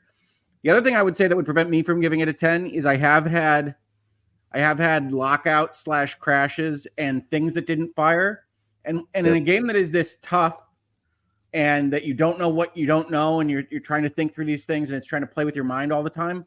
I got through an encounter last night, for instance, where I defeated it. I'm like, I have to have defeated it, but maybe I need to pick up something from a body or whatever. And I said, okay, well, I know the name of the chapter. I'm going to have to go and see what, if anything, is supposed to happen here. And like I thought, it's you defeat these guys and there's a cutscene. And I was like, oh, that didn't fire. And so I've had that happen a number of times, 3, I think, in playing it. And it's video games. It's bugs. I'm not going to hoist Remedy on their own petard on this, but it has happened enough that it gives you a little bit less of a polished feeling than I would like. Yeah, they do have a few bugs. I had like an audio issue right at the climax of the ending of the game that I meant I had to reboot and then do the final like sequence. I have had lines not fire, where you only get like half a conversation. Yeah, that one's a little annoying, especially in a game where the lines matter so much. And I think that they had an update this week, I believe, the first big update, right, which fixed a bunch of things. So. Yeah, and they over 200 fixes. Yeah, they were fixing stuff while I was playing it too, and I was noticing an improved quality. So like if you haven't started yet and you're going to start like next month, you probably will have a much more polished game. But like I'm in that same boat where it's probably not a 10 for me, and if it's not a 10, it's a 9. And that's but I generally agree with what the reviewer for IGN said. I would need to read the Season Gaming one, but like it gets it approaches masterpiece level at pretty much every step of the way. And the fact that it succeeds at so much of the weird crap it tries is like, it's just exciting to me, man. Like these are the types of games I live for, because it's just games being games and being weird and trying new stuff and not being beholden to the rules of the past. And that's like the most Travis shit ever. Like I just love this game. You really get an impression that they're partying in their own writer's room and you're along for the ride. Yeah. I think in my review for Windows Central that I wrote up, I called it a messy masterpiece. And the more time I've had away from it, because this was a very tight review period, I will say. It definitely came in hot. So the bugs and all that. But the more time I've had away from it, the more I fully believe that. Like, it may or may not land every single punch, but it is swinging for the fences. They are taking some wild, crazy risk. And I love seeing a big game be able to do that these days and not feel, not cookie cutter, but not safe, not formulaic, not very established. Hogue, you might like this with your disdain for Control by comparison, but in my review, I said that if Control felt like it was very safe, competent brushstrokes with a simple painting, Alan Wake 2 feels more like a raging artist is just throwing buckets of paint against the wall, seeing what kind of mural. It feels like they're going crazy, and I love that. And, that's a compliment. Yeah. Because it makes you feel like you're going crazy, which is kind of part of what they're going for in Alan Wake. I think Control is the easier sell, right? You can imagine somebody walking up to a big publisher with Control and saying, "All right, we're going to fly around with psychic powers, and you're gonna fight aliens from another dimension, and it's gonna be great." And the interesting thing to me is that while I don't like what Control wound up being, especially with its main plot line, you can see how Remedy can use Control as their hub world for what they want to do with the rest of their universes if they are so inclined. And you can get that from a bunch of different things in Alan Wake 2, which I'm not going to go into. But I do like that notion that the boring bureaucrats are trying to deal with all the rest of the Remedy universe, and maybe not doing so great. And I think that's a good beat. I think it's interesting, and it's interesting to have what amounts to a Marvel Cinematic Universe in video games. Even though the way Remedy has put it together is kind of deliberately obfuscatory, it's deliberately messy and weird, so that you can't quite figure out who the Max Payne actor is playing at any given time, and that kind of thing. But it's a lot of fun to be in that environment and to play something that's so well done, right? I mean, like, we're skipping past it because you don't need to go into it in great detail, but it's actually fun to play and to engage with in a way that I wasn't really expecting. They had said that they were going to make this one a survival horror game, but it is straight up like, oh, we saw you like those Resident Evil 2 remakes and Resident Evil 4 remakes, and we're going to do that with Alan now. And it is great. Fantastic. Cool Yeah, game. I mean, you kind of touched on this already, but combat with 1 or 2 Taken in this feels 10 times more terrifying than like a horde of Taken ever did in the original. It feels like, oh, I have to land this shot. I have 1 battery left. I have to make this count in my flashlight, or I'm cooked. And several times I was. I mean, that's the nature of the game. Oh yeah, I was cooked a lot. No, their director, or whatever you want to call their AI that they're using to give you resources, is pretty stingy. So yeah, it's a stressful run to the end, and I'm not to the end yet. So I imagine it only gets more stressful from where I am. So it's interesting because, Dan, this is hearing them describe this, and like I said, I'm super early, but hearing the guys describe this as, kind of true survival horror, if you will, doesn't seem to be up your alley, but you're further than me in the game right now. So how are you feeling about it? And by the way, I don't know if you're playing on this or not, Dan, and I'm not putting you on the spot, I promise. But I've also read, you guys can correct me if I'm wrong, I've also read there is a difficulty slider in this game, including a story mode where you still have to do the combat and everything, but it's much lighter in terms of challenge. I'm not on that difficulty, but yes, they have 3. Okay. Went to hard. I'm just on whatever started it. I didn't really Default. Okay. Yeah. What are you thinking about it? I mean, are you getting through it? Is it pissing you off? Where you at? I didn't play the first one, so I went back and I watched like a video basically to catch me up as much as possible. I played through all of Control. I actually liked it a lot. Control's awesome. I had played nothing of the deals. I played Quantum Break, I guess, in this universe. Yeah. So that matters, actually. That does matter. Yeah, Quantum Break matters. Max Payne matters. Max Payne does too. Yeah, I played all those things. Here's the thing: like it's. I understand why people like this game. I think it's boring as hell because it's the pacing is so slow. And it's almost like a two different games. With Alan Wake, I'm having such a good time and actually enjoying my playthrough. With Saga Anderson, I want to run through a wall just to have something happen. I mean, maybe it's the post-it notes, maybe it's the mind place, maybe it's all that. I don't know what it is, but I cannot. It's just slow, and you got to stop all the time to pick. All these, it's just it drives me crazy. Like I'm more of a, the gameplay, if that's what you want to call it, is all right. But I'm more of a Control guy where it's like, this is gonna be more action. This is how I like to play my games. Control is much more action oriented. Yeah, way more. And so Alan Wake in this part, so your issue really is that like you're not really into like the tense horror games. You just it's not even that so much. There's a lot of jump scares and they're stupid. There are a lot of jump scares. It's just like, let me just throw like a and that's it. It's just like what. There's one part I did. It was like 3 in a row or something. I was just like, this It's not even. I tend to like the way they do the jump scares in Alan Wake 2, but yeah, but I mean, I understand, but I also look at this and you guys, this is like the Christopher Nolan movie of. Oh, damn it, Dan! This is what it is. It is something that I think people look at and they go, "Oh my gosh, this is some kind of brilliant masterpiece." And really, it's just these guys have their heads so far up their asses that if somebody pulls it out, they're going to be the king of England. That's what it is. They have no idea what's going on. I have no idea what's going on half the time. No clue. And it's just like, what is happening now? What is happening now? I don't understand. And maybe I'm just stupid. That's a total possibility. I'm not a smart man. I'm a simple guy. All right. No, I think Remedy earned that trust. You know because of how they did Alan Wake 1, where everything comes together enough. I definitely think that Alan Wake 2 is playing with your expectations and feels like, how could any of this make sense halfway through? But they tell you in the beginning, I disagree with nothing happening. I will say that when I was halfway through chapter 2 or so, I do remember I was talking to my wife and I said, I think this game is great, but I'm waiting for something to happen.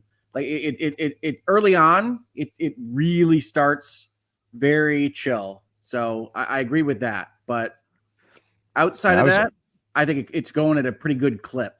Yeah, I mean, I got through it in like 18 hours, and I felt like it was like moving pretty quick at pretty much all hours. But also, I was one of those guys who was like the happiest when I was in the mine place, just putting the case file together. Like that was like the highlight to me, because dude, that's so much fun. Like who doesn't want to be a detective? The problem is you're there too much, and it breaks the what you're doing up so much that it becomes like its own thing. And then that's just, I mean, it's like, and then I missed something. And I'm like, God dang it! And I gotta go way back here and try to find this one clue that I missed. I can't progress forward. I know the answer to this problem. I know what's going to happen.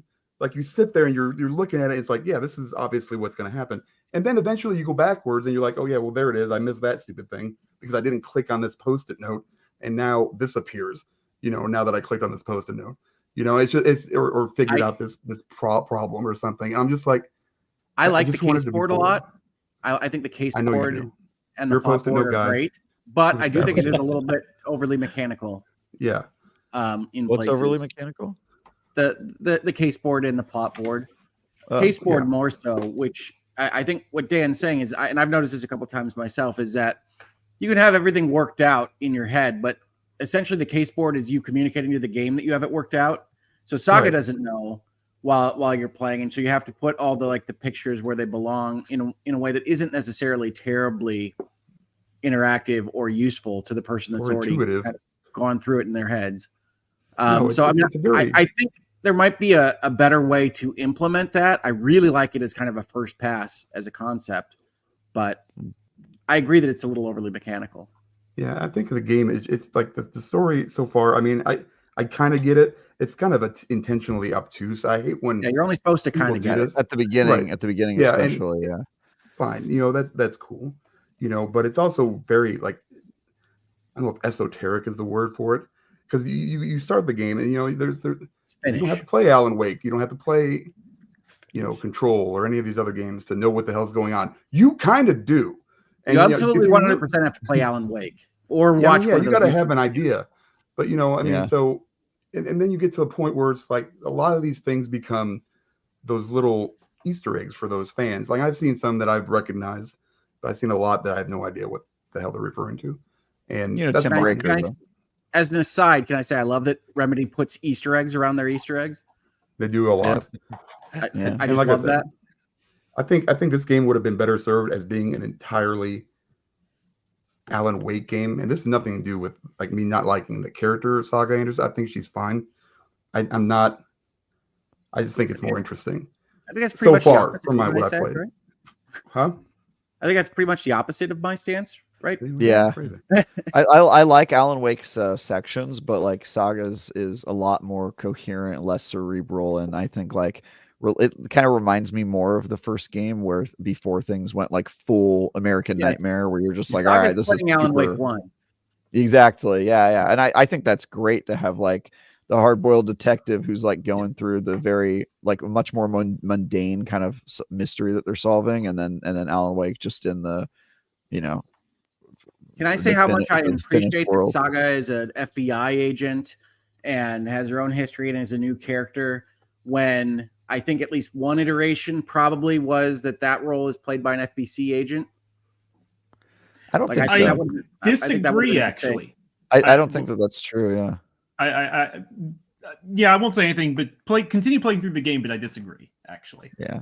I just one iteration of it, not the final version here. I just think that there's a version of that where they take a control character and they have them exploring. I would be very surprised if that was ever seriously considered, because I think part of Saga's entire arc is that, like, if she was an FBC agent, she would know way too much about, like, the metaphysical mechanics. There would be no mystery to solve. Basically, you get to the cauldron and you're like, all right, know what that is, know what, you know what I mean? Like, it's just sort of I feel like, yeah, I think that's why you'd ease it down to a Saga Anderson character, is because you want that entry point. But I'm just happy that it is that entry point and isn't a control person. Yeah, I mean, it was obviously a good decision, but yeah, I would disagree I don't think it was ever considered to be FBC, and I think that's pretty essential to the story they were telling. It's a good story, though. It's fun. It's weird. It's wacky. It's everything I want from games, which is just, like, you know, trying new stuff and being weird. And it is funny. They play with you, right? So, like, they know their audience in Alan Wake because they've been around for 13 years thinking about Alan Wake like people used to think about Lost on forums. They know these folks that are really invested in Alan Wake are overthinkers on everything, and they play with you like the whole game, or at least as far as I've gotten in the game, which is, okay, so this is going to happen and have to lead to this, and this is what's going on here because I know how Cauldron Lake works. And like they're clearly messing with you, and you know it at some level. You're like, they can take this narrative in 100 different ways because that's what they've set up in the Alan Wake universe anyway. But you're like, I hope it's satisfying at the end, and I have every confidence that it will be. Remedy is always very meta. They've always played around and had fun with that. But this is their most metatextual game by a mile and a half. I could write a thesis on some of the stuff they pull. Just they're meta in their meta. Yeah, it's ridiculous. And to Dan's point, I definitely could understand why somebody who, like, isn't as close to the Remedy verse or just doesn't like meta stuff because it feels self-indulgent, which, like, I feel that way too sometimes when something's like ultra meta. I'm like, all right, we get it. This could easily be self-indulgent, and I think it could easily feel like their heads up their own. But I just don't feel that with this product. I don't feel that as well, and I think it's because it doesn't feel like they're doing it to create some, like, high art. It feels like they're doing it because it's fun, and that it's fun to the player, and it adds to, like, the experience of, like, you're just kind of, like, always surprised anytime a new chapter happens, something happens where you're like, dude, what are they doing? And to me that feels way more playful and less like, you know, somebody smoking one of those long cigarettes in the cigarette holders and wearing a beret. You know what I mean? It doesn't feel like that to me. It feels just like they're just having fun. Yeah. Well, it's like, did you look up any of the QR codes? Those are fun. Did not. Yeah. No. I mean, I'm gonna play it. I'm gonna finish it. I'm gonna, go from there. I mean, right now, it's all right. I mean, it's, the gameplay that there is enjoyable. At least from the Alan Wake side. But I think it's just not my type of game. Whereas probably not for everyone. I mean, for sure. I should have known when I struggled with the first one, and just had to stop. It was just, I shouldn't have done that. But I really wanted to see, everybody was talking so highly of it. I was like, what the hell? I got some extra money. I'll throw it in, see what happens. I like Control. I'm glad you're giving it a shot. I enjoyed most of Remedy's games, apparently. But, I'm not going to judge it until I'm completely done with it. So at least give my opinion that is worth anything. All I know right now is just, I'm like, oh, come on.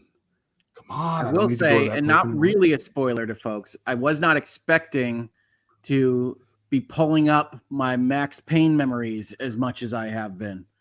So if you've played Max Payne, you're going to get a little bit more out of it.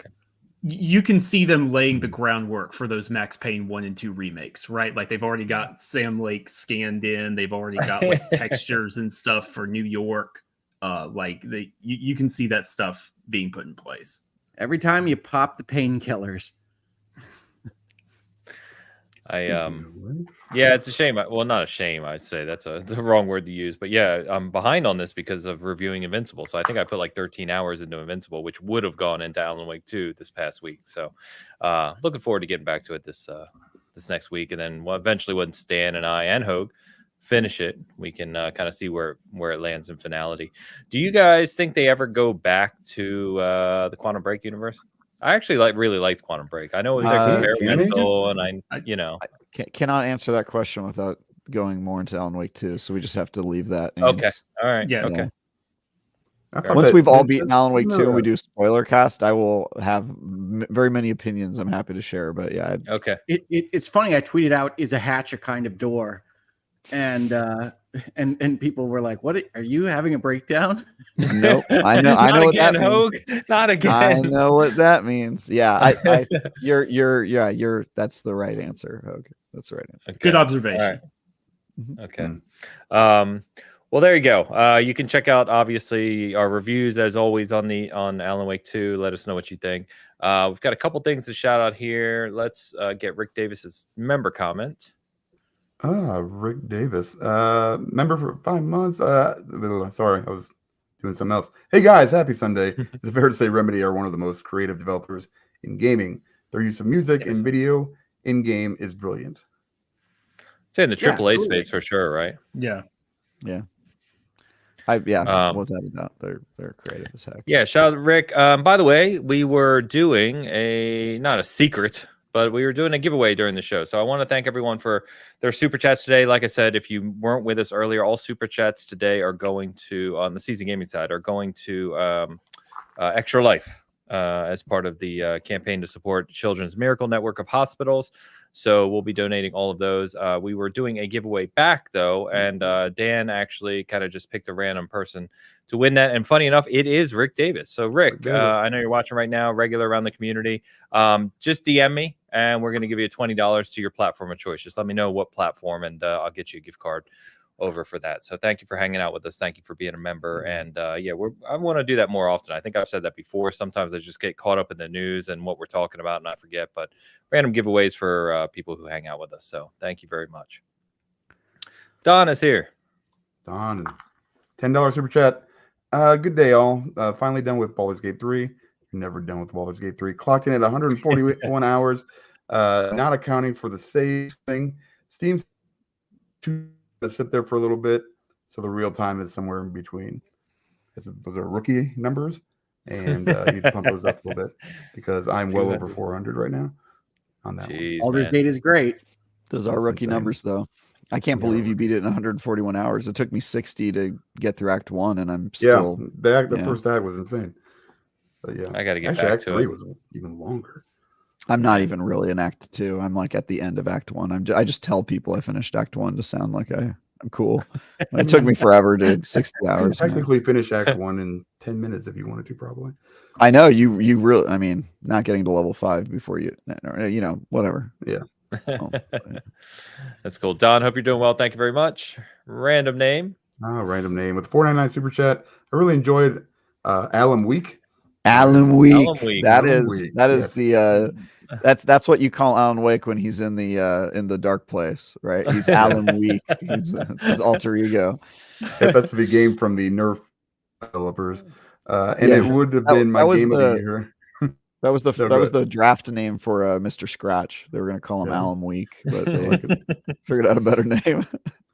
But I had a lot of technical issues through my playthrough, but still a 9 for me. So I'm disappointed that we all say Scratch now. It was my favorite random thing that they did at the end of Alan Wake 1 was to just make it a scratch sound. Mm-hmm. Yeah. Nice. I'm still very early, so it could be just that, but I haven't had any technical issues like at all. I haven't any. But again, I'm early, so who knows? You guys will probably have fewer and fewer with exactly now updates out, right? Yeah. Thank you, Brandon. I appreciate you. And Shoosh is back. Shoosh, kind of wild that Alan Wake 2 spent about $70 million and got a 90+ score, while Callisto Protocol wasted $160 million and withered away. Oh, Callisto Protocol. Yeah, we were talking about creative endeavor too. Yeah. Say it again. I said it's the nature of creative endeavor. I mean, you could see that in the box office every day, right? There are plenty of movies that don't cost as much as, the latest Transformers movie, and whether or not you get as much from that movie or the other is not a matter of how much they spent on visual effects. Just budget matters to the developers, but it does not matter to the product that you're playing, really. Neither does team size, and there's a lot of examples of very small teams, very small budgets punching way above their weight.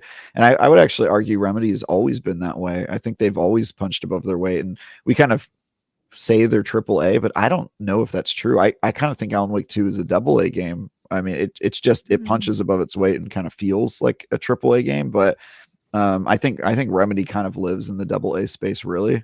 And one of the things I really appreciate about that studio is they're one of the last large-ish companies that are independent enough and doing well enough to where they can take huge creative risks, like doing something as weird as Alan Wake 2. Because the curse of success is the larger your studio gets, the more you become tethered to doing sequels and stuff that is sure bets, so that you can make sure you hit your profit goals and turn make the board of directors happy or whatever. And I feel like Remedy's done a really good job of avoiding some of those issues, and are just allowed to make weird stuff that they want, which I think is cool. Yeah, they're definitely in a unique space. So I agree with what you said. I think in the terms of Callisto and why am I blanking on their studio name that they just like Striking Distance. Striking Distance. Thank you, Sam. Yeah, and I don't know. I played Callisto. I enjoyed Callisto for what it was. I actually reviewed Callisto. And it's not a bad game, but it's clear that there were kind of directional issues there that they didn't, they kind of had to it felt like they kind of had to cut the game eventually and say, look, we got to release it.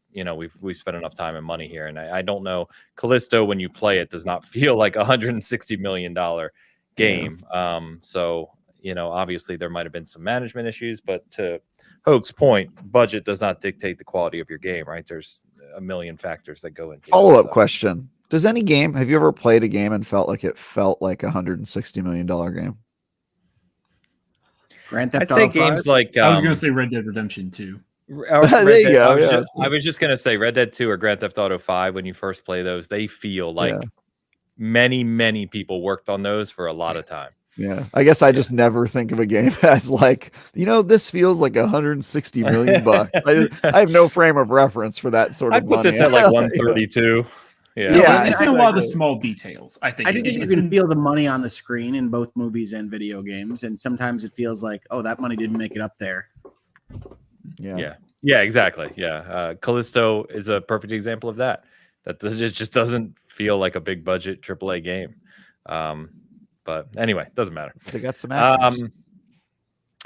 So thank you for the super chats. So Absolutely. I want to jump over to we were going to do a Game of the Year check-in. Does anyone know off the top of your head? I was trying to look this week. When do they announce the nominees for the Game Awards? Should be next 2 weeks. Yeah, it should I was going to say we got to be close. Yeah. Okay. Because I'm really excited to get back to this. I just kind of ran down this morning, and I just from a Metacritic purely perspective and looking at major releases, not really counting the indie releases we've talked about, like Dave the Diver. Cocoon is a very highly rated, indie release as well. But, you've got Tears of the Kingdom, Baldur's Gate 3, Metroid Prime, and Resident Evil 4 Remake are up there, Alan Wake 2, Street Fighter 6, Mario Wonder, Diablo 4, Spider-Man 2. And then you start to get into Hi-Fi Rush, Armored Core 6. But, Hogwarts, best-selling game of the year probably, unless Call of Duty tops it. Star Wars and Mortal Kombat 1 are all 85. So it's going to be very interesting to see what kind of tops out for the list. I would say, do you guys have a good feel for what you think is actually at this point in time for what you actually think is going to be on the 6 if they do 6 again for Keely's list? I think if we were able to re-pick 6 with confidence that they were going to stay at 6, which I actually don't think they're going to, but if we could pick with confidence, I think I would get pretty close. Yeah, I mean, I think Alan Wake is going to take the quote-unquote indie slot. I know, as I said, it's published by Epic and it's Remedy and all these things, but I think Alan Wake is going to sit in that slot, and so I would just swap out Sea of Stars for Alan Wake. but I think the rest of my list is right. Interesting. Yeah, I don't remember what's mine. I think I have really it here. don't. I have I'd it take here. Starfield So, out Hogue, probably. you think, Hogue, your rest of your list, we are all Tears of the Kingdom, we're all Starfield. I've said that before. So the rest of your list would be Baldur's Gate 3, Spider-Man 2, and Diablo 4. Yes. Wow. Yeah. I would stick with that list. Spider-Man 2 is not my game of the year by a mile, but I think that it's basically the ambassador of PlayStation, so it's going to get nominated. Yeah. Sam, I'll ask you, if you had to, I mean, you have the benefit of coming in now a few weeks before the show, Right. but if you had to make your list of nominees for Game Awards, for Video Game Awards, put you on the spot a little bit if you don't mind, what would you say would be there? Baldur's Gate 3 and Tears of the Kingdom, you can lock in. Bet your house, bet your mortgage, bet everything. They'll be there. I think Alan Wake 2 is like 99% locked. Like, not to the tier of those two, but I would genuinely be stunned. A lot of critics loved it. I loved it. We all seem to be, well, everyone except Dan seems to be enjoying it, So I definitely would put Alan Wake 2 up there. It would not be my pick. I enjoyed it, but I think Spider-Man 2 will be up there. I definitely think it resonated with a lot of critics, and also it's the only big PlayStation game this year, first party at least. I know Final Fantasy 16 was exclusive and all that, but in terms of first party, Insomniac doing the lifting again. So yeah, that would be up there. Beyond those four, it gets tricky. Probably Super Mario Wonder. I would put Wonder in there at number 5. That makes sense. And then the 6th is just a battle royale to the death. I don't know. I would like to see Hi-Fi Rush, but I'm not sure it will. It came out at the beginning of the year, so being that old, Resident Evil 4 remake, very well acclaimed, but also it's a remake in a year of a ton of great original games. Like, it's just the 6th spot is impossible. I think I'll go with Resident Evil 4 remake just to be safe, but I won't be surprised if it's something different. Please get on the voting panel, Sam. I need your help. Resident Resident Evil 4 remake is on my list, and I'm looking at it like, oh god, I'm in trouble. No. Keely can reach out to me. Nope. But yeah, that's the 6 I would go with right now. I still think Diablo 4 shows up. I think Diablo 4 will show up actually with the benefit of hindsight. I think that was probably an error on my part. For some reason, I was trying to moneyball like what I think the people on the panel play, because I know a lot of people who are on the panel, and trying to cheat us. I was trying to. I mean, I'm using my industry knowledge. That's gotta play with what you got. Yeah, I do think it'll probably get nominated. I still think, Travis, looking at this, I still think that, we joke about me having the worst list. You're right there with me. I'm telling you. I mean, we're all right there except for Dan. Because we both have Tears and Starfield, right? So then my 4 are Spider-Man 2, Diablo 4, Resident Evil 4, and Final Fantasy 16. Not great. But yours are Star Wars, Dave the Diver, Street Fighter 6, and Baldur's Gate 3. Baldur's Gate 3, as Sam said, Baldur's Gate 3, I'm going to get, though. So yeah, my bet is that we're all so wrong that the most anybody's going to get right are like 2 items on it. And because I've got Tears of the Kingdom and Baldur's Gate, I feel in a better position than you because you don't have Baldur's Gate, and that's really it. But I have very little confidence in all of our lists. Like, I don't think Resident Evil 4 should get nominated really in any world. Just like, this is one of the better years of gaming. I think it winds up feeling like discount Alan Wake. I know Resident Evil is well received. I know it's a good game. I've played it, but it feels like lesser Alan Wake. Yeah, it's also a game that is a remaster, and in a year where we've had so many great original games, why would you do a game that came out, a long time ago? I agree. And honestly, isn't much different really at all. Like, I played that whole game, and it's just Resident Evil 4, guys. Like, I loved that game too, and I enjoyed replaying it. But like, I just don't think that's representative. It's not what I want out of my Game of the Year nominations, and so if you're trying to say I think it'll get nominated, I can understand that. But if you're actually advocating for it to be nominated, I have a lot of follow-up questions for you. So I couldn't even nominate that one, even if I think that it's going to, just because I find it so disagreeable. I don't know if Spider-Man 2 will get nominated, frankly. I don't think that's anywhere near as safe a bet as people think it is. So not for me personally, certainly, but I just can't imagine that there isn't enough Sony push for their only first party game. But they're not the ones who push. I think that there are enough people bearing the banners. I think yeah. I mean, like the people I know on the panel though, they're not partisans.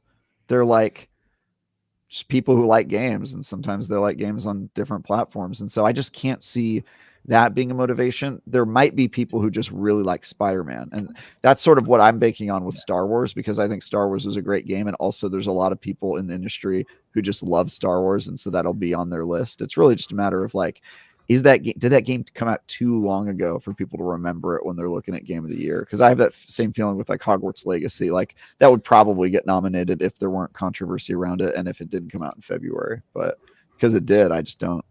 There's just a lot of. Yeah. I just don't. It's a wild year. Yeah, it's a wild year. I think it's the year. Like it's cool that we honestly have no idea. You know, outside of a couple, like you said, Tears of the Kingdom, Baldur's Gate 3. I think. Well, I've had no idea before, but I don't think I've ever had no idea because there's too many possible nominations. Yes. Yeah. Yep. Well, let me ask you guys this: we've got our list, right? Yeah. Right now, you know, I'm gonna push you off a cliff if you don't answer this question. What wins? Which game wins Game of the Year right now? Not for think industry. I think Baldur's Gate 3 wins. Baldur's Gate 3. That's what I would say too. Baldur's Gate 3 with Alan Wake 2 taking best direction. That's fair. What do you think, Hogue? Dang it. I broke him. Hogue's going full Travis on this one. He's like, I don't think I can answer this question. No, because I can answer for what I think is going to win. If you ask me which one I think would win, I'd have more trouble because I'm just projecting what I think the industry is going to do. Right, that's what I mean. Not you. With Baldur's Gate than I think other people do, because I don't see it as that different than the Divinity games. So I mean, I like Baldur's Gate 3 a lot, but it is of a piece with what they've done before. I think the fact that it gained so much with the license and that people paid more attention to it is going to get it that slot. It's certainly going to be nominated for Game of the Year, but I don't see it as wildly different as some other people do. I understand that. I'm betting on what I think the industry will do. Yeah, and the reason I think it's going to win is because it checks all the buckets of like what the typical like industry person likes. They love RPGs. They love having companion characters and romance options and in a turn-based combat. Like I feel like all of that. Just how did Inquisition win Game of the Year? Yeah. Okay. Exactly. Like that's exactly because why I think it's going to win. That's I think Baldur's Gate 3 might well be the right answer. It's definitely not my answer. It's not my answer either. Oh yeah, I mean, there's gonna be a lot of people that wasn't his question though. It wasn't a question though. Like, what is the right answer? What is the right answer? Michael says nobody mentioning Starfield. We all have Starfield on our list. But... We all have Starfield on our list, but if I could change it today, I'd take it off. To be honest, I would not take Starfield off. I think Starfield will still be nominated. I would be. I mean, it depends. If they do more than 6, I could see it, Ames. But if they keep it at 6, I really think you have a hard time justifying it. I don't. For exactly the reasons you just talked about, companion characters and huge world and RPG-ness, I think Starfield's easily there. But who's going to choose that over Baldur's Gate 3? I enjoy Starfield more than Baldur's Gate, I think, right now. Yeah. You guys, actually, I think I did too. You guys fell off that game pretty quick, but I don't know if any of you guys end up finishing it. Starfield? Yeah. Cyberpunk 2.0 kind of came in and ate Starfield's lunch for my time in a first-person science fiction. Oh yeah! Now we're talking about the true game of the year. Let's go. See, I was looking forward to having the second part of that debate after you guys had played more of the game, and then after like 2 weeks, I was like, I don't think they're ever going to finish this game. Dude, I don't think. I think 10 Starfield more great is games lost. since then. Like it's no. And to be fair, my desktop, and I want to click on it, but I won't click on it before I beat Phantom Liberty. So there's just too much stuff. Yeah, and to your point, Travis, like, I will say I don't have a pressing urge to go back to Starfield anytime soon. I just don't. And I think personally, I would say the same thing about my Baldur's Gate runs, right? I mean, I might have started too many characters there too. I'm with Hogue on like I wish it was Divinity 3 because I just am exhausted by the Forgotten Realms and the generic kind of universe there. But I get why that mass appeal clicks with so many. And it just is an undeniably good game. I'm really enjoying it. But like the worst thing about it is that it's D&D. Well, and I think what we have to accept, right, is the fact that it is, and that's getting it bigger recognition and sales and stuff, and if that allows them to continue making these games, then it's still a win, I think. I don't have a problem with them making Baldur's Gate 3 or having this success. I just don't see it as this thing descended upon from on high, and we've never seen a game like this ever before. It's very much the next Divinity game.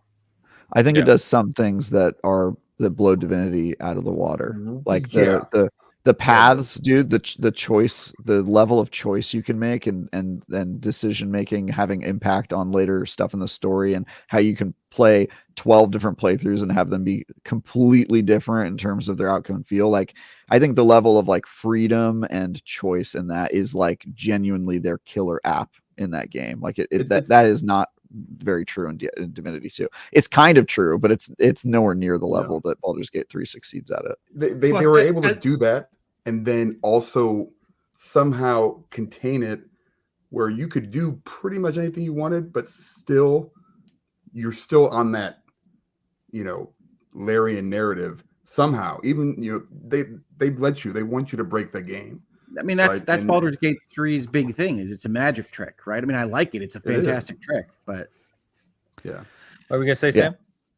Oh, I was just gonna say, as a fellow Divinity 2 defender who, like, I put a ton of time into that game. I love that game. Divinity 2 hates your guts, and I think Baldur's Gate 3 not hating your guts means a lot. Like, I love Divinity 2, but every other combat encounter just descends into, the entire screen is on fire. Cool, great. Do I have water barrels? No, I do not. Do I have water spells? No, I do not. I'm in trouble. Like, Baldur's Gate 3 is, I mean, you can definitely still screw yourself over. I'm not saying but it's not as antagonistic. It's smirking. It's not antagonistic, is the best way I can put it. Yeah, Joe Munger, I want to give a shout out to his comment. He said if Resident Evil 4 is budget Alan Wake, then Starfield is budget Baldur's Gate 3. And I agree with that sentiment. They're both giant RPGs, but I mean, a Bethesda RPG is so different from a Larian RPG. Is. Yeah. But if in a game where every single genre has a absolute banger and you're going to nominate, if you had to pick one open world RPG game, I just don't think Starfield stands a chance personally. I think that the lineage from Alan Wake 2 to Resident Evil 4 remake is a lot stronger than Starfield and Baldur's Gate 3. But that's also just genre and tone, right? I'm more of a sci-fi guy than a fantasy guy. If you put Baldur's Gate 3 in a sci-fi universe, I'm probably liking it more. And I'm with you, Hogue. I'm also sci-fi over fantasy, but we are in the minority. People love fantasy, dude. They love fantasy. Yeah, I'll take sci-fi over fantasy. I like them both, honestly, but I like them both too. But like, if you had to pick, it'd be easy sci-fi, easy. That's why I like Star Wars more. If Baldur's Gate 3 was somehow a Star Wars game or a sci-fi game, like you said, Travis, I can't even imagine. I mean, Knights of the Old Republic, dude. It would. Yeah, it would have Elder Ringed like the entire year, and this year is, been insane. So I mean. I think we are in the minority. I think most people really like fantasy, just from my experience. I also like that Dan has begun using Elden Ring as a verb. It is. I appreciate Elden Ring. No problem. Was that last year? Was that year? It was last year. It was last year. Yeah. And when they release the expansion next year, it'll win Game of the Year again. Let's go. Doubt it. But you tried. Let's jump over. I want to talk about much to Travis's chagrin about Bungie and PlayStation a little bit here, because it is a big topic. We got some. I know, obviously, Travis, you're kind of living in the world of, on Last Word, you guys talk about this and kind of, just being in tune with the Destiny community in general. Whereas I'm not, and so I really only know kind of the details of what was shared publicly, right? Not that anyone knows more than that, but you know what I mean, the high level. So if you missed this for any reason, even though it was big news this past week, was that, Bungie came out, they laid off, I believe it was about 8, please correct me on any of this, Travis, or anyone else. Bungie laid off about 8% of its staff, which was around 100 people. Yep. They had 1,200 employees, so they're down. Math checks out. They delayed, apparently, I think it was first reported by Schreier, I'm not sure, that a delay for Final Shape was coming, their next expansion. It it was reported that the return that they were expecting, or their projections, I guess you could say, were coming in 45% below for the year. I don't know if that was 2023 or fiscal. You guys can tell me. Fiscal. And then I guess the big question that kind of came out of this was twofold. Was one, what happened to the money from the acquisition of PlayStation for talent retention? I don't know if anyone wants to touch on that. I can talk about that, yeah. Okay, as well as is this a bigger sign based on the other things that have been happening in PlayStation's world around something where there's smoke, there's fire type of thing, kind of either reorg or shifting resources, or was this primarily Bungie only internally based on some of the things Pete Parsons said? So I don't know any more than that, so I'll hand it off to you guys for where are we at from the deal closing? Isn't it like 15 months? Isn't it like a year and a quarter? July 2022 is when it closed. So yeah, which is about layoff time. I mean, in terms of the money for retention, probably their retention bonuses or whatever else that they organize there have already clicked over. Like that, you're at a milestone type time frame for reorg. Also, the retention bonuses weren't to keep people at Bungie. It was to keep people at Sony. And I think it was mostly an incentive to get Bungie talent to go and work on other Sony studios and other live service projects due to their ambitions. So I don't think really that money had really anything to do with like trying to keep people working on Destiny. And this is really a question of like, what is going on with Destiny, right? And to answer that question, so is this a Sony layoff or a Bungie layoff? It's kind of both. Bungie has problems, and probably like you could have justified it just in Bungie alone, but it also is clear that this is not just only a part of like the Sony culture. And when you acquire a company, there have to be layoffs. And they said that there weren't going to be any of the acquisition, which I think anybody who's ever seen any acquisition knows that that's bullshit. On some level, there's redundancies. People have to get laid off. But also there's also the thing we talked about a couple weeks ago about the fad right now in business to lay people off and make your company leaner, even when there's not really a good reason to do that other than let's become more profitable. And we think we can do that by laying off certain people. The 45% miss, I do believe that. I think Lightfall was a huge miss, and I think that their seasons have been a huge miss as well. I do think that that's probably being erroneously justified for why the layoffs happened. I don't know that that's the biggest reason for a number of reasons. Like one, I personally think those projections were probably intentionally inflated because they were selling the company. And when you sell a company, you want to say, hey, you want to pufferfish a little bit and say, hey, here's how much we think we're going to make next year. And so I think they were always going to miss those projections by a certain amount. Were they 45 off projections or 45 off year over year? Projections. Yeah, they were 45% off of what their goal was, and I was like, okay, but we know that goal was too high. Like, just Travis is right there. So you're selling your company, and the other guy with the bundle of cash comes in and says, well, what are you worth? They ask about your earnings, and they ask about your sales and all these various things, and you say, well, this is what we've had in the past, and this is what we foresee in the future. And the higher you can reasonably get that second part up and not look like you're crazy when you put their documents together, the higher you can expect your sales price to be. So I agree with Travis that if we're talking about projections in the year that you sold your company, that is why you have that big difference. Yep. And so I think there was a little bit of scapegoating on, hey, Sam was going to make a point there. I'm sorry. Go ahead, Sam. I was just going to say, Paul Tassi, who does report a metric ton on Bungie and Destiny, he has a lot of contacts at Bungie that he talks with, has said multiple people, both former and current employees, have said the projections were not inflated and that they were very realistic. Yeah. I make of that what you want, but did figure that was worth mentioning. That's the right legal answer, certainly. And I would not expect anybody to say they were inflated. Exactly. But I think when I say that you go higher for a sales, it's not that you fake your numbers or that you inflate them. It's that you take every conservative impulse that you have to projecting numbers and you throw it in the bin, and you take every kind of outlying, oh, well, if this just really catches fire with this group, then it's going to go huge in this region, and that's going to make us this amount of money. And you can justify that with some kind of reasonability. I mean, Sony isn't not reviewing these documents when they look at the sales price either. So I don't think it was inflated in the sense that it was fraudulent. I just think that you take the higher end of your possibilities when you're trying to sell your company.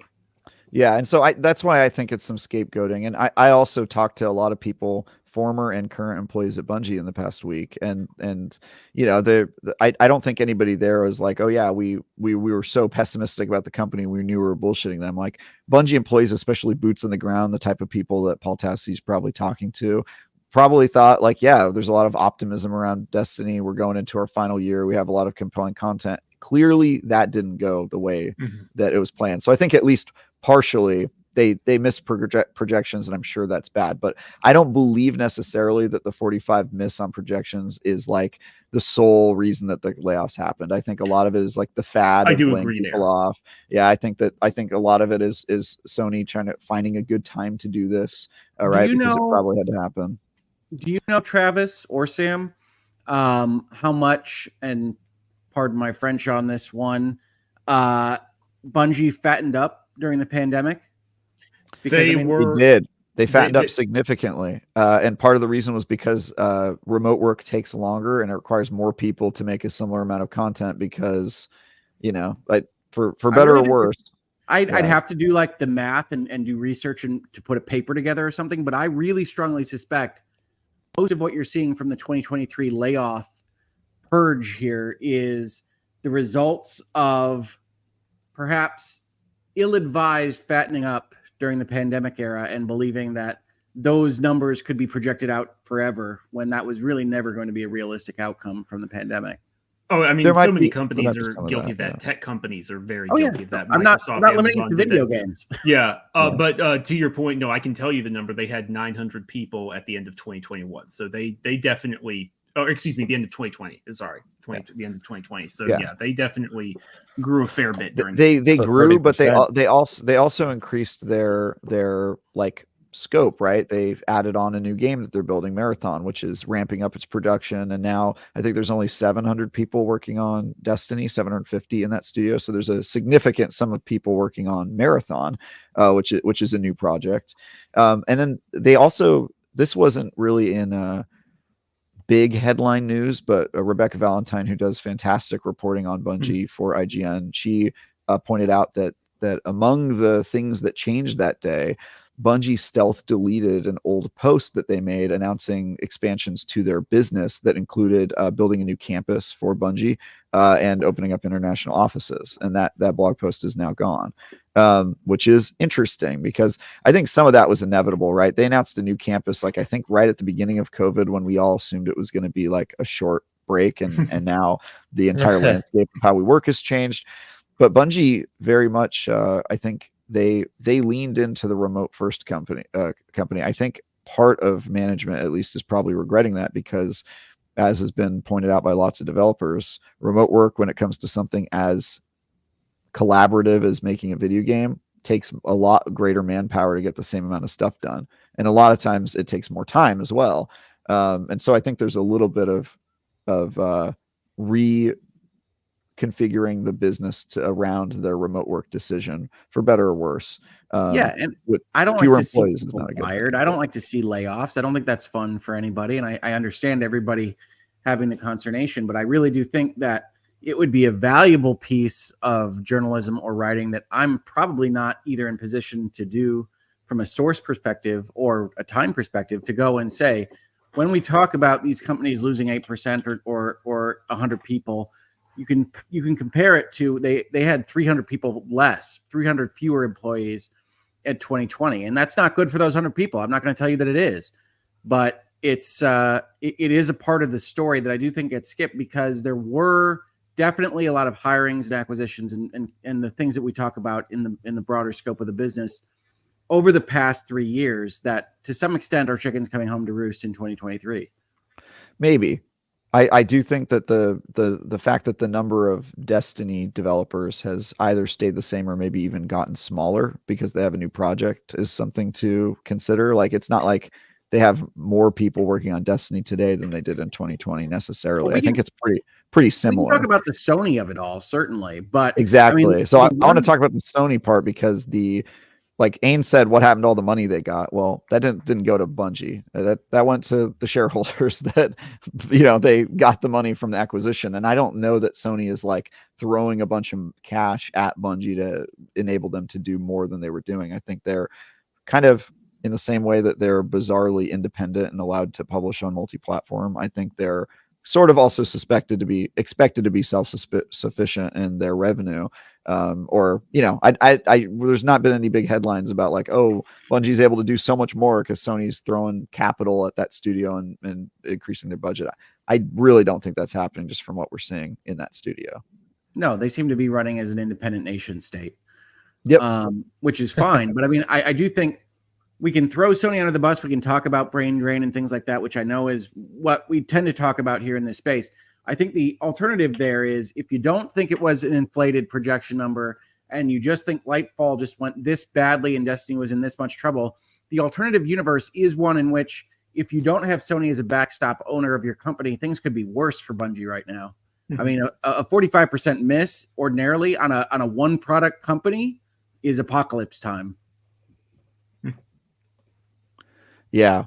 So it's an interesting situation, very disappointing, not particularly surprising. I mean, I think it was like over almost 2 years ago when I told you guys I thought, right when they revealed Lightfall, that I thought it was going to flop and that we were in for the toughest year for Destiny because, the Witch Queen built up some goodwill, but I think that was pretty much all lost with Lightfall. And then we're going through a even longer wait, it sounds like. By the way, the announcement of the delay was not official. It's not been made official. It's been reported. It's reporting, I believe. But it weirdly, Bungie put out their in lieu of their usual TWID post this week in Destiny, they put out a post kind of talking about the week that they had and the layoffs and that sort of stuff. And it was one of the most toothless things I've ever seen come out of a company. And perhaps because they laid off almost all of their community managers and PR public facing people, that it was so tone deaf and crappy, but it addressed none of the reporting that's come out or rumors or really It was weird. It really had much of anything to say. It was a very bizarre kind of, I feel like we have to publish something today because we publish something every Thursday kind of post.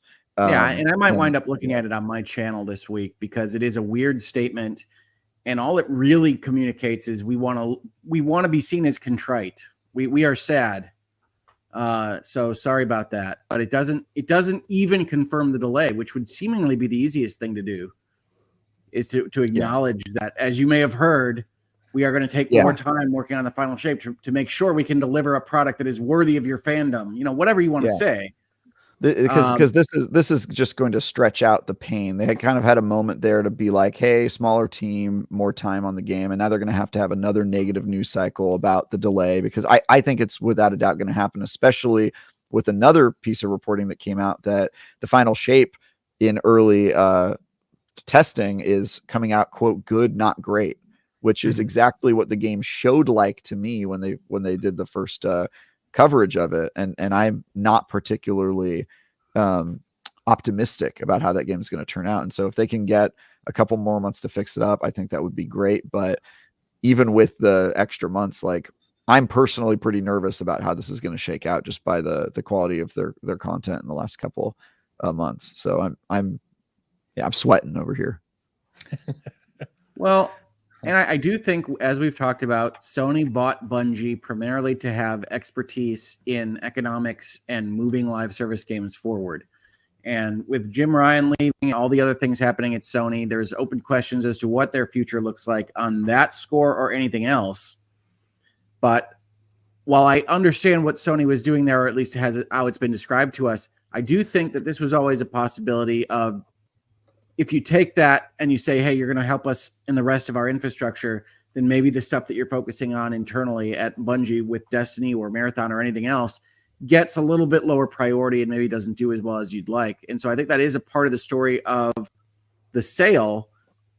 The problem I have with it is that I think there might have been a way for Sony to get similar brain power in their organization without accidentally blowing up a major brand in video games. And I think that there's a version of this story that goes with Bungie explodes and Sony keeps the Bungie brain trust, as it were, but that Bungie isn't in the business of making Destiny or Marathon or Halo or anything when this is all over. And I think that would be a shame.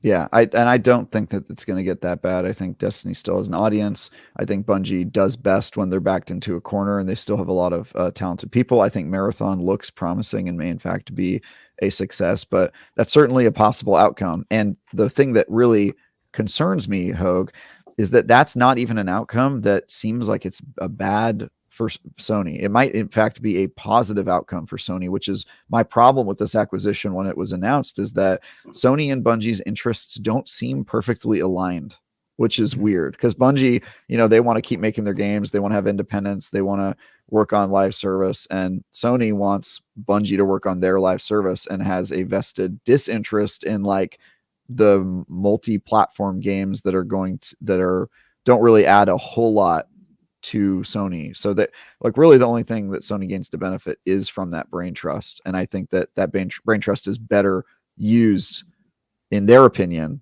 working on their internal studios that are trying to break into live service. I just wonder if the risk tolerance got too much, right? Like you've got a giant multinational corporation offering you billions of dollars. At some point, maybe you just say, this is too risky. We're a one product company.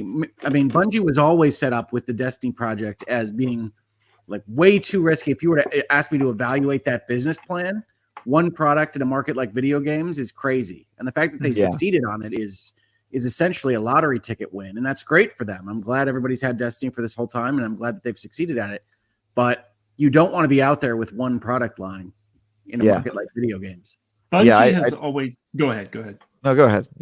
I was just going to say, to your point, Hogue, Bungie has always read to me of having Riot Games ambitions without the backing or multimedia experience. Of like, they want to get to the point where they're doing shows, they're doing spin-off games, they have different IP, but they haven't been able to get to that point fast enough. They have a lot of incubation teams, but none of them, Matter, I think, is the codename rumored game that's even further off than Marathon. Like, there hasn't been any actual movement there. And I think that may have played into the panic of allowing the Sony purchase.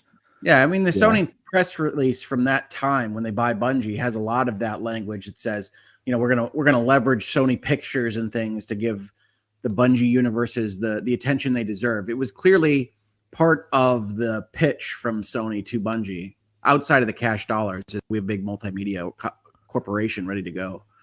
Yeah, and I don't know if that's going to pan out for Bungie with the Destiny universe in general. I don't know if there's an appetite for it. I think there's a lot of the main thing that we see, and we talked about this on the last word, is we see like kind of exhaustion with the franchise and with how long a lot of us have been in it. We're coming up on 10 years with the Destiny franchise, and like as somebody who has adored much of that, I'm pretty jaded at this point, like it's hard not to be at certain points. Every once in a while you have like the Witch Queen comes out and you get kind of slapped awake and you're like, oh yeah, I remember why I love this. But it's been dark times for a little bit for Destiny. And I have concerns about what the future is going to look like. And, not to be the Nostradamus of the Destiny thing, but I just feel like I saw a lot of this coming, and it sucks to be right.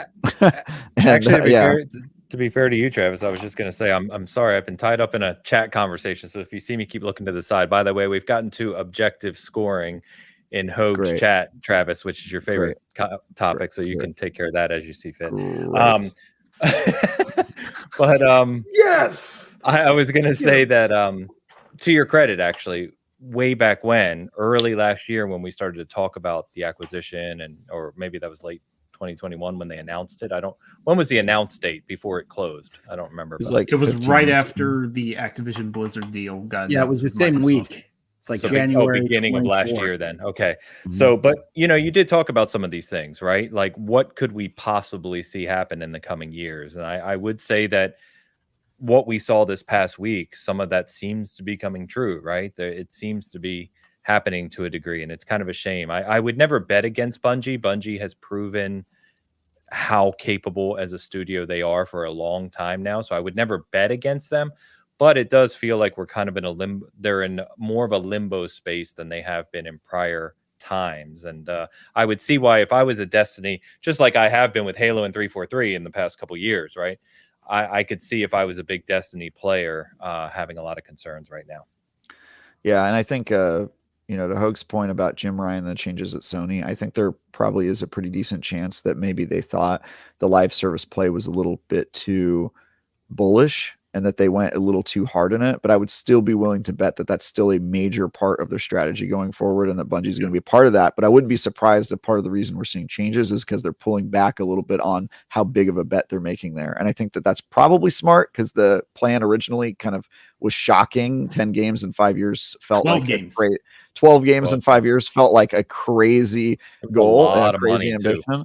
Even with Marathon being one of those that they were probably referencing. But yeah, it's I still think Bungie has a place and is going to be a huge asset to Sony. I just don't know that what Sony wants out of Bungie at all is in the best interest of what Bungie wants. And I don't think they're going to be able to get themselves out of this like they did the last couple times they got acquired and decided that they wanted to go do their own thing. I think this, this might be the final kind of, we might have already seen the last act of rebellion by Bungie where they kind of, you mean their final shape? Yeah. This might be yeah. They're not going to have another, you can only pull a Sterling Cooper and, at the last moment so many times. So yeah. By the way, Callista on your channel, Hoag says, my wife just looked at the screen and says, why is Hoag not wearing a hat? It's a great question. He's got a good head of hair. I assumed he was balding because I was going to say, I mean, you figure me and Dan would wear hats more often, but yeah. But he takes off his hat and you're like, dude, why were you hiding that? He's like the nerdy girl that takes off her glasses and you realize how beautiful she is. And you're like, oh, where have you been this whole time? Travis, are you hitting on me right now? I am hitting on you. The 90 movie stereotype. Watch out, co-counsel. There's a new, hot new intern in town. What was I going to say? It's funny though. I was joking. So a lot of people on our Discord play Destiny and Halo or both, right? And I was, I talk about Halo a lot, and I was looking, and Halo got back up to because the community has grown over the past few weeks, kind of revisiting, Halo Infinite, and it got to the 14th top played game on Xbox Live currently. And Destiny 2 had dropped, and it dropped to 13th. And I was like, it's going to be quite funny, just anecdotally, if Halo ends up passing Destiny for more played on Xbox again. They're right next to each other right now as we speak. So let's jump over to BlizzCon. Just want to touch on these. I don't think, our panel here, unless you are, Sam, are huge, WoW players or anything like that. But I want to at least mention what was announced and what's coming. So I'm going to run through these bullets and then feel free to just kind of jump in, whatever strikes your fancy, if you will. I think Diablo 4 is the one probably our group plays the most. So Diablo 4 expansion, Vessel of Hatred, was announced with a nice teaser that kind of teases, continuing the story from the core campaign, which we kind of knew was going to happen, right? It leaves it for that. And with Mephisto's voice. So that's coming in late 2024. So I would assume about a year from now. The small details we know about it is that it's going to introduce a new region of Sanctuary. It will add a new class to the game, and it is a class that has never been seen in Diablo before, which is quite interesting. Nice. So we'll see what comes of that. And alongside that, they also announced a Diablo tabletop game and Diablo board game as well. So kind of, doubling down on Diablo, if you will. They did also, I don't know if it was today. That's a stretch on that one, man. But I'll give it to you. I'll give you half a point. Thanks, they also released the updated roadmap for Season of Blood. What's coming through the rest of the year with a couple different updates. They had the campfire chat yesterday. I believe, Sam, correct me if I'm wrong. Didn't you say you were covering campfire chat yesterday? Yeah. I was paying attention to it. Lots of small details. The midwinter update looks fun. There's like a holiday event that they're going to do with a that's all their campfire chats is like. Yeah, you're not wrong. Okay. Anything jump out that I didn't mention by chance? No, there was a lot, and there was a lot of, hey, we know the community wants this feature, like Group Finder. They brought that up, or more sources of living steel, because that one is just weirdly rare right now. Lots of, we hear you and we're working on it, but we don't have anything to announce right now. Okay. So yeah, just continuing the grind. Okay. But yeah, I'm very excited, obviously, for the expansion. Like we said, if you've played that game and you finished it, obviously you kind of know, it kind of tells you where it's going. So I'm excited to see that. They also announced, I know the Warcraft community seemed pretty excited from what I could tell anecdotally, that Chris Metzen returning as the executive creative director was big, kind of exciting news for that community. And of course, they announced 3 expansions titled the World Soul Saga. War Within is going to be the first expansion, which they lightly detailed, and then that's going to be followed by Midnight and the Last Titan. I know nothing about these, so I can't speak intelligently about them. Anyone on the panel talk about WoW? World of Warcraft expansions? This is WoW. Yeah, It's very popular. It's a popular game. I know that. I, like most people, have my history with it. I'm not like one of those same. guys who comes back and plays like all the classics and reduxes. I kind of fell off World of Warcraft a long time. I left it. I prefer Eorzea, but World of Warcraft's very popular. Yeah. I mean, it's got that community, which is cool. So, well, there you go. Overwatch 2, of course, they announced a new hero, which I think leaked before BlizzCon. Is it How do you pronounce that? Is it just Malga? Is it Malga? The guy from I the believe. Mal? Okay, From that Malga Disney is show? Samoan. You Say say it it like that, and I just Exactly the hear same. Finnish people saying sauna.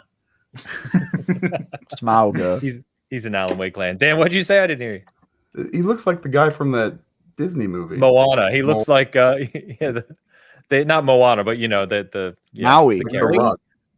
Yeah. Yeah, he looks exactly the same. Did I get it I right? thought that's what they did. When I saw him, I was like, oh, they're collaborating with Disney. This is super weird. But all right. Voiced by The Rock. Yeah. So there's that, and then in Hearthstone they announced the expansion Showdown in the Badlands. I just not fully up to speed outside of Diablo on Blizzard's kind of universe. I don't play in a lot of those places. I have played Hearthstone, I have played Overwatch. I just don't play them regularly, so I'm a little out of touch. But from what I could tell, the people who I follow, Jez Sam is a big Blizzard guy and WoW guy, and the people like him that were posting about BlizzCon and the events there and kind of what was announced seemed pretty damn excited. So it seemed to be a good event. Cool. And of course, Phil did a cameo now that Blizzard is part of Xbox first party. So he did I say a cameo, which is kind of funny, but he came out on stage and kind of talked about being part of the family and what they're working towards and how excited he is for those IPs. Naturally, pretty standard. So there's that. Anything else to add on BlizzCon? I don't think we live in this space too broadly. What do you guys think the Diablo character will be? The new class? Any guesses? I mean, it's new, so it's kind of hard to guess. It's going to be. I It's going to told be it to something pre-show. weird. I want it to be the Mephisto class. Mephisto class. Nice. Like a sounds Shang great. Tsung. I don't know what that Diablo. means, but I'm interested. That's the way you sell these things. I'm very excited for that expansion because honestly, that story seems more interesting to me than what we ended up getting in the campaign for Diablo 4 Vanilla. Because I was of the opinion that the twist at the end was going to be Mephisto was the real threat. Yeah. It didn't happen. I'm saying that was my theory. That was my theory. You're skirting close. You're getting It didn't happen. skirting close. It didn't happen. So Okay. I like where they're going with this one. It sounds more compelling to me. Higher stakes, certainly. I love Diablo 4. It is one of the only games of its type that I have continued playing well past the end game state. I am enjoying season 2. I'm liking all the things they're doing with seasons. I admit that the expansion is coming out a little later than I had thought or hoped, but you guys had suggested you thought it would be about an 18-month cadence, which it is. Yeah. So that's there's okay no with way I me. expect the same. Look, that's Yeah, I pretty think- good by Blizzard timing. That's like that's they're fast. right on track. They're not dragging. Yeah, no, I had hoped for a year, but I have no problem with it holiday next year.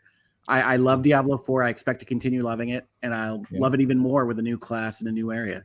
What It's about also like a worth saying gunslinger? that the live service games that have included single player campaign content and given themselves 12 months to do it every year have failed pretty hard, including Bungie when they've attempted to do it. And the ones that have given themselves 18 months between major expansions have fared much better. But you have to have a really killer like seasonal model to keep people interested in your game for the 18 months where you're not releasing an expansion. So I actually think I was more kind of reassured by the 18-month period because I was like, all right, they know how long it takes to make an expansion. That sounds like right to me. Yeah, and I'm all in for it. And I think season 2 shows that they are taking notes from the season 1 reactions and the way that certain things were interpreted. I like everything that they've done with Diablo 4. I liked the game when it first came out. I liked the betas before it came out. I liked season 1 more than most, but I also acknowledge that a lot of people didn't like certain aspects of it, and those seem to have been revised for season 2. So I am very much in favor of the direction Diablo 4 is going. Yeah, I think we're getting. I did not expect to see anything about an expansion this soon, personally. So that's cool. I'm excited for it. And yeah, I think, I've played that campaign twice. I liked it more the second time, which is kind of odd. But I definitely, to Travis's point, I'm excited to see where it goes. I think the future of the next steps could be really, really good. So, yeah, I'm excited. Funny enough, funny comment in the chat. Creed M says, yeah, Blizzard basically went, oh, you want this? Okay. And everyone is shell shocked and flabbergasted that they actually seem to be developing what players want with Blizzard this year, especially in the WoW front. So that's good. That's good. You have phones, don't you? I am so happy with Diablo 4. I can't even. Yeah. It's a great game. It's a great game. Mm. Okay. Let's get a couple super chats that get caught up on these. All right. Don Liner, $2 super chat. I'm fantasy over sci-fi. Love both. Dragonlance fans? Anyone? Dragonlance is cool. Don't know what that is. Yeah. That is the name I recognize more than Dragonlance. With. It is it's a setting in the Forgotten Realms, the D&D universe. It's a cool one. It's cool, interesting, some cool stuff. Awesome. I enjoy a lot of fantasy myself. I think when Baldur's Gate 3 and Starfield were both available to me at roughly the same time, it was clear to me that my leanings were sci-fi just based on what I wanted to play more. Yeah. I think if I'm putting aside my sci-fi preference, there's just Baldur's Gate is of a different caliber, I would say, of RPG. Right. Don, thank you as always. Gecko's back. Gecko with €6. What would be worse for Bungie? The final shape flops, or the final shape is merely fine? I don't know that either of those would be worse. I think those have the exact identical outcomes, to be honest. Like if the final shape is not great or amazing, it's a failure. And I hate to say that because I'm a guy who encourages moderation, but like when you're at this point in Destiny's life cycle, people have been waiting 10 years for this expansion. They're hot off their heels of a really, really mediocre expansion. It's tough, man. I really have a hard time seeing any positive outcome for them unless they really knock this out of the park. You already told me I'm not getting a pyramid army, right? So you are not. You're getting that's why I'm worried about it. You're not getting the big army finally is here, and it's a bunch of empty ships. So it's a little worrisome just from a concept level. So okay. Vintage Willow. Vintage Willow with $10 super chat. WoW is what got me into gaming other than Nintendo. Very cool. It's a gateway drug. Yeah. I don't think you're alone. We had a couple other people that World said of the Warcraft. I had played EverQuest, and I had played Final Fantasy 11, and I played World of Warcraft. What about Ultima Online? Do you go back that far with me? I did have Ultima Online. I don't think I had internet when Ultima Online first came out. Yeah. So yeah, that Ultima Online was back when I used to yell at my sister for picking up the phone. That's how far we're going back. Like, put the damn phone down. Hilarious. Yeah. Willow, thank you so much. Very generous today. I remember those days, by the way. I was on the tail end of that, but I remember the dial-up. Dude, I paid to have a dedicated phone line installed into my bedroom so I could play online because I was tired of getting disconnected. Yeah. Have you ever talked to a millennial? I think you guys aren't millennials, but I'm talking to one right now. Have you ever talked to a millennial about like the whole you try to get internet access from like a traditional internet provider and they try to give you a phone line, like they try to foist it on you, and it is so hard to tell them like, dude, there's no world in which I want or would ever pay for the phone line. You have to like argue with them to get rid of the phone out of their package. It's like, I'm like, who are these people with home phone lines? Like, what is that? It's so bizarre to me. It's so bizarre that you would ever want a line for a phone in your house. That's crazy. Unhinged behavior. Along those lines, my son saw a rotary phone and he asked how it works. Had no idea. I know how that works because I like old machines, but I've never. That was long gone by the time I was. Did you guys actually use those? You guys, you had right? to. That's what they were. Are you serious? Yeah. I thought that was like old, like the old beyond. paper. I had glowy buttons. I had glowy, squishy buttons. Switching the buttons was awesome because the problem with the rotary phone is like if you accidentally like used 8 like halfway through, you messed up a number, you had to start all over, right? You hang up and then it's like, all right, I got to go back through this whole doing that on the payphone. I've never used a rotary phone, but I can see myself getting annoyed with my friends that had a lot of 9s in their phone number. But you know what I mean? Like, did that ever happen? You guys are like, you got too many goddamn 9s. It's taking forever. Oh my gosh. My fingers were too fat to get in some of the holes, man. Did you guys also have a separate machine for voicemail?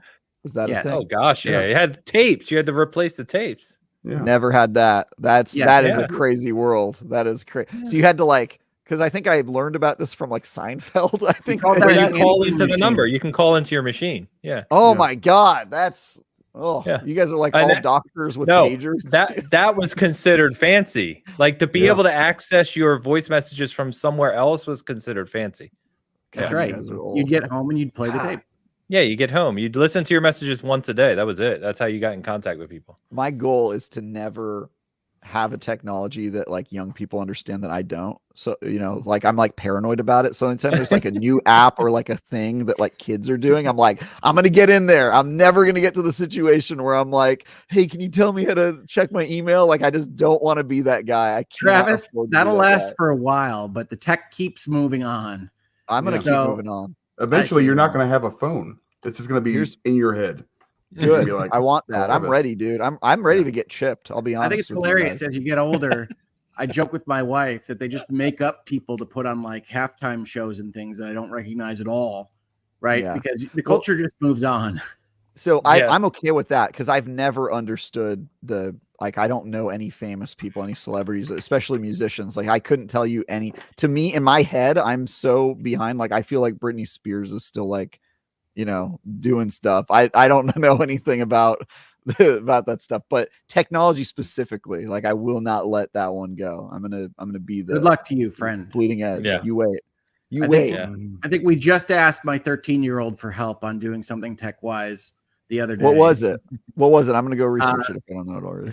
I can't remember what it was, honestly. It was like I'm learning how to do the AI stuff. I'm gonna be, you guys wait. I'm going to be 80 years old and I'm going to be bleeding. You're going to look like V. You're going to have all those cybernetics. V. I'm going to look like Atom Smasher, bro. I'm going to be so far gone. I'm going to be so far gone, dude. Travis's humanity is gone. No, I don't care. I don't have kids. Okay, guys, I don't have other stuff distracting me. I'm not going to be out on the lake getting old, being left behind. That's not going to happen to me, guys. I'm setting up my life to be the 180-year-old who gets it, who knows. Can we use this clip in 10 years? Yes, you can. Absolutely. Absolutely. You guys remember like having to sit by a radio with a tape and just wait for your song to start so you can hit record? Hell yeah. Great time. Hell yeah. That was your whole or MTV for that matter. You'd wait for your video to come on. Like I'm waiting to hear the song. Yeah, no doubt. Hours wasted for good journey. Times. Great. Random name. Let's get back here. Yeah, who thinks WoW will come to the console? I don't know how that happens. Back, Dan's gone. Oh, sorry, I lost you for a second, Dan. No, it's too much. It's too much. Too many games or too many buttons. I think it'll happen. I don't know how you do it. No way. I mean, they made Age of Empires work. I don't remember WoW. I've only played it briefly a while ago, so I don't remember. I know there's a lot of functions, but there's now a model for how to make games that are similar to WoW work in console with like the hotkeys and stuff, where you assign triggers and buttons to basically pull up different hotkey menus. So it certainly could happen. I think the main questions are like, is it a fit for console? Is it worth the development time?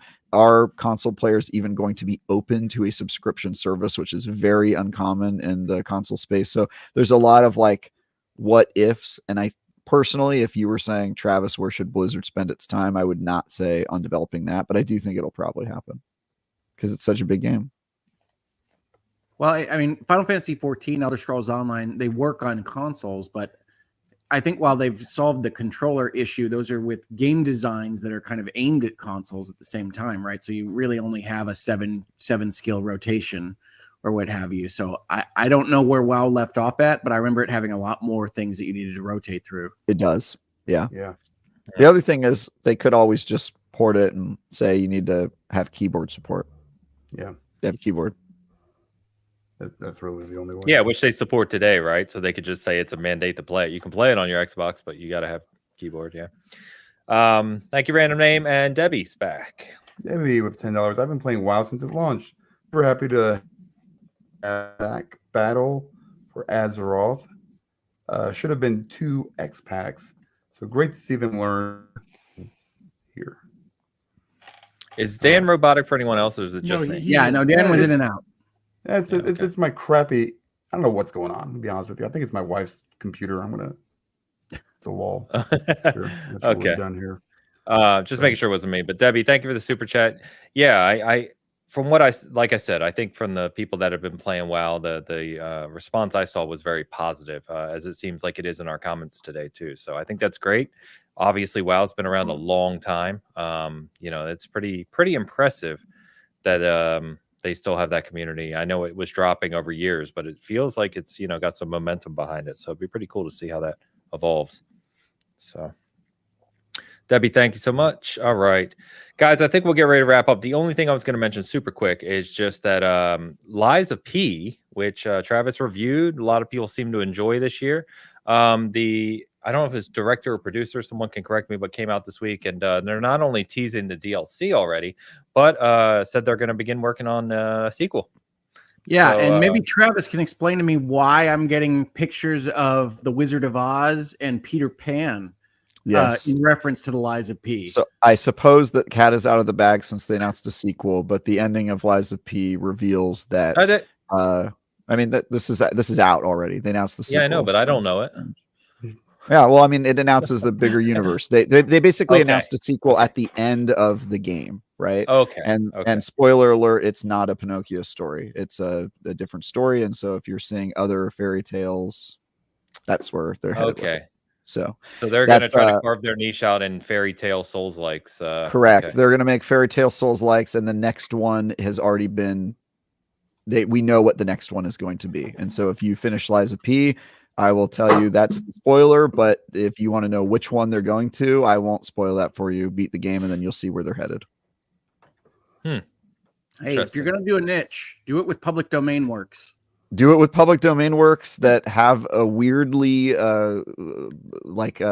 coincidental crossover with being kind of creepy and fitting with the tone of a Souls-like, honestly. So it is. Now you've got me thinking about all these properties. One of Travis's early notes to me when he was playing through Lies of P was, "Wait till you check out like the after credits video," and I knew I wouldn't get there for a long, long time, but it was across my Twitter timeline where I'm like, okay, so I don't understand why there is Wizard of Oz references and Peter Pan references. So I'm guessing that's what the big trick is in Lies of P. So it's interesting. Yeah, there's no that's completely. I think it's even post credits. It's a completely side note, but we know which one it is. But if you see images, I think those are just people speculating on what could be in the future. But sure. I don't assume you've been spoiled on which one they're going to next.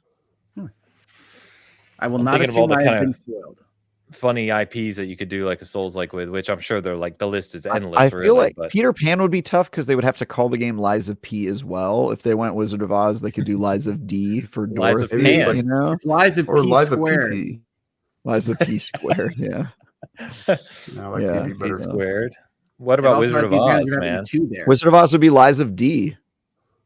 Yeah, no, but I mean, Wizard of Oz, just in general, the setting and the what setting's you could do. Perfect. Yeah. Be great. What about Willy Wonka, man? You could be fighting through a chocolate factory. Yeah, another great one would be Alice in Wonderland. Oh my God, that one would be good. Yeah, we brought that up before because that's what what's his name did. The American McGee. It wasn't. Yep. Not Souls per se, but you know what I mean. Yeah. Yeah. Anyway, Well, guys, I think that'll wrap us up. Let's go ahead and close this out. From a season gaming side, like I said, with everything going on, the content has kind of slowed down a bit. But we do have a bunch of reviews out there. Like I said, we reviewed obviously Alan Wake 2. We've got Modern Warfare 3 campaign review out there. I reviewed the Invincible. So all those things are up on the site. You can check out if you'd like to.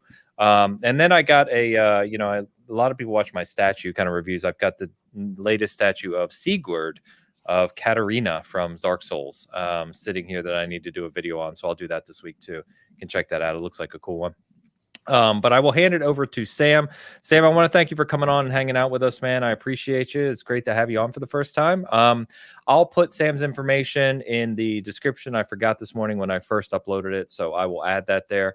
But Sam, please go ahead and shout out anything you would like to shout out. Oh, yeah. Thanks for having me, y'all. It's always a pleasure to get to talk to you, and good to meet you, Travis, and good to actually get a chance to talk with you face-to-face kind of, Hogue. Dan, it had been too long. So, it was really a pleasure. Thank you. But yeah, work has finally slowed down. But I mean, as I'm sure Travis knows, the review schedule this year has just been absolutely ridiculous. So I'm sure there's something. Dude, I'd have to count. I don't know. I way too many. The answer is way too many. That's the official number right now.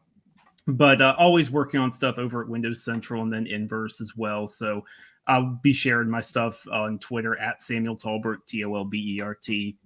Right there, easy to find me. I'm also on Blue Sky and Threads. So yeah, come chat. Fantastic. Thank you, Sam. Appreciate it. By the way, Ty, thank you. She just put your link up in the Hogue chat as well. So that's awesome. Thank you very much.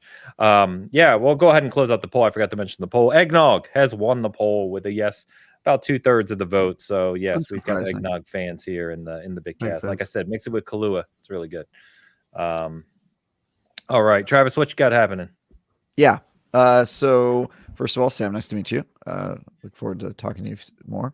This week, so I have actually done 22 reviews this year, and it looks like by the end of the year I'll be at 24, which last year I set the record at IGN with the most reviews of 25. I don't know if I'll get there this year, but the cool thing about this year is that this year, unlike last year, I tackled some of the biggest games we reviewed this year, which is awesome. And also made a ton of previews and did guides work and stuff like that. So I'm feeling pretty good about how the year's gone. But my next two reviews, I believe, are Assassin's Creed Nexus, which I'm starting tomorrow, and then Asgard's Wrath 2. So two VR games, two pretty big VR games. Coming up pretty soon. So I think those are the ones they're going to have me cover. And then maybe something else in the middle there, if I can fit it. And if I can, then I would tie for last year with 25 reviews, which would make me very happy. But I was Avatar at the end of the year. I mean, I'll see if it's available. But I was looking like 2 months, maybe 1 month ago, I was at like 16 reviews, and I was like, damn, I'm going to be like way off from last year. And then I just had like a month and a half where, as you said, Sam, like there were so many games and I was saying yes to as many of them as I could. 3 reviews in 1 week definitely caught me up. I went from 19 to 22. So yeah, man, I'm just chugging along. But you can see me do that stuff. You can see me talk about Destiny on Thursdays, and then any of the 3 reviews I called out on this show, if you want to look at those. I also previewed Remnant 2's first DLC, The Awakened King, which is a new expansion that takes place in Lassam, the Bloodborne kind of world inside of Remnant, and it's a completely new storyline. So please, if you are a Remnant 2 stan, go ahead and read that preview. And if you are not a Remnant 2 stan, you should be. So go and look at that preview because it's a great game. That's me. Thanks, guys. Perfect. By the way, Time says in Hogue chat, he says, I watched Travis's IGN video review of something. I thought he was broken as he sounded too happy and chipper. You know what's funny is I've gotten that feedback before. Like people that I play games with on the mic in the party, they've been like, they've heard like me in a video review, and there was like, there's no way this is Travis. Like he must have somebody else do his VO. It is me. It's just, I try to match my tone to whatever I'm talking about. And if it's a positive review, I try to sound like I'm enthusiastic. If it's a negative review, you hear this voice because my default, an ex-girlfriend told me that I have resting bitch personality, which is not a great thing to hear from somebody, but it is true. And my voice just sounds like I'm upset with you. But that's just me being me. Now I have to go watch some Travis reviews. This was all a ploy. Yeah, Oh, yeah, that's that's all it right. was. Trying to get Set people up. interested. Yeah. Hogue, what you got happening? So I've been away for a while. I'm going to try to do some more videos, get back to doing Hangouts and Headlines, and maybe a virtual legality or two this week on the channel. As I said earlier, you can see me on Ian Runkle's Extra Life stream from yesterday. I'm on a couple of places there if you're interested then. You can follow me at Twitter at Hoglaw. Otherwise, I'm around doing stuff, playing games. Got more Alan Wake to play. It's not going to play itself.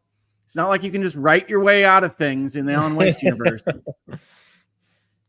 Fair enough. Yeah, I'm the exact same. I can't wait to get back to it. I also want to shout out everyone who super chatted on the SG side today. Thank you. That'll we'll see what that sums up to, and I'll get that over to Extra Life ASAP. And I did try to stream last week, but technical issues. Streaming's a pain in the butt, I'll tell you. So I'm going to try that again soon, and maybe we'll have a community night for something fun, but stay tuned for that as well. Otherwise, it's good to be back. I always feel a little off when we don't have a Bitcast on Sunday. It feels like something's missing from my week. So love being back talking with you. Sam, thanks for hanging out with us. And we will be back next Sunday, regular time. Until then, I hope you enjoy all these amazing games. And we will have a big laugh at our Game of the Year picks here very soon, I'm sure. So until then, we'll see you next Sunday. Peace.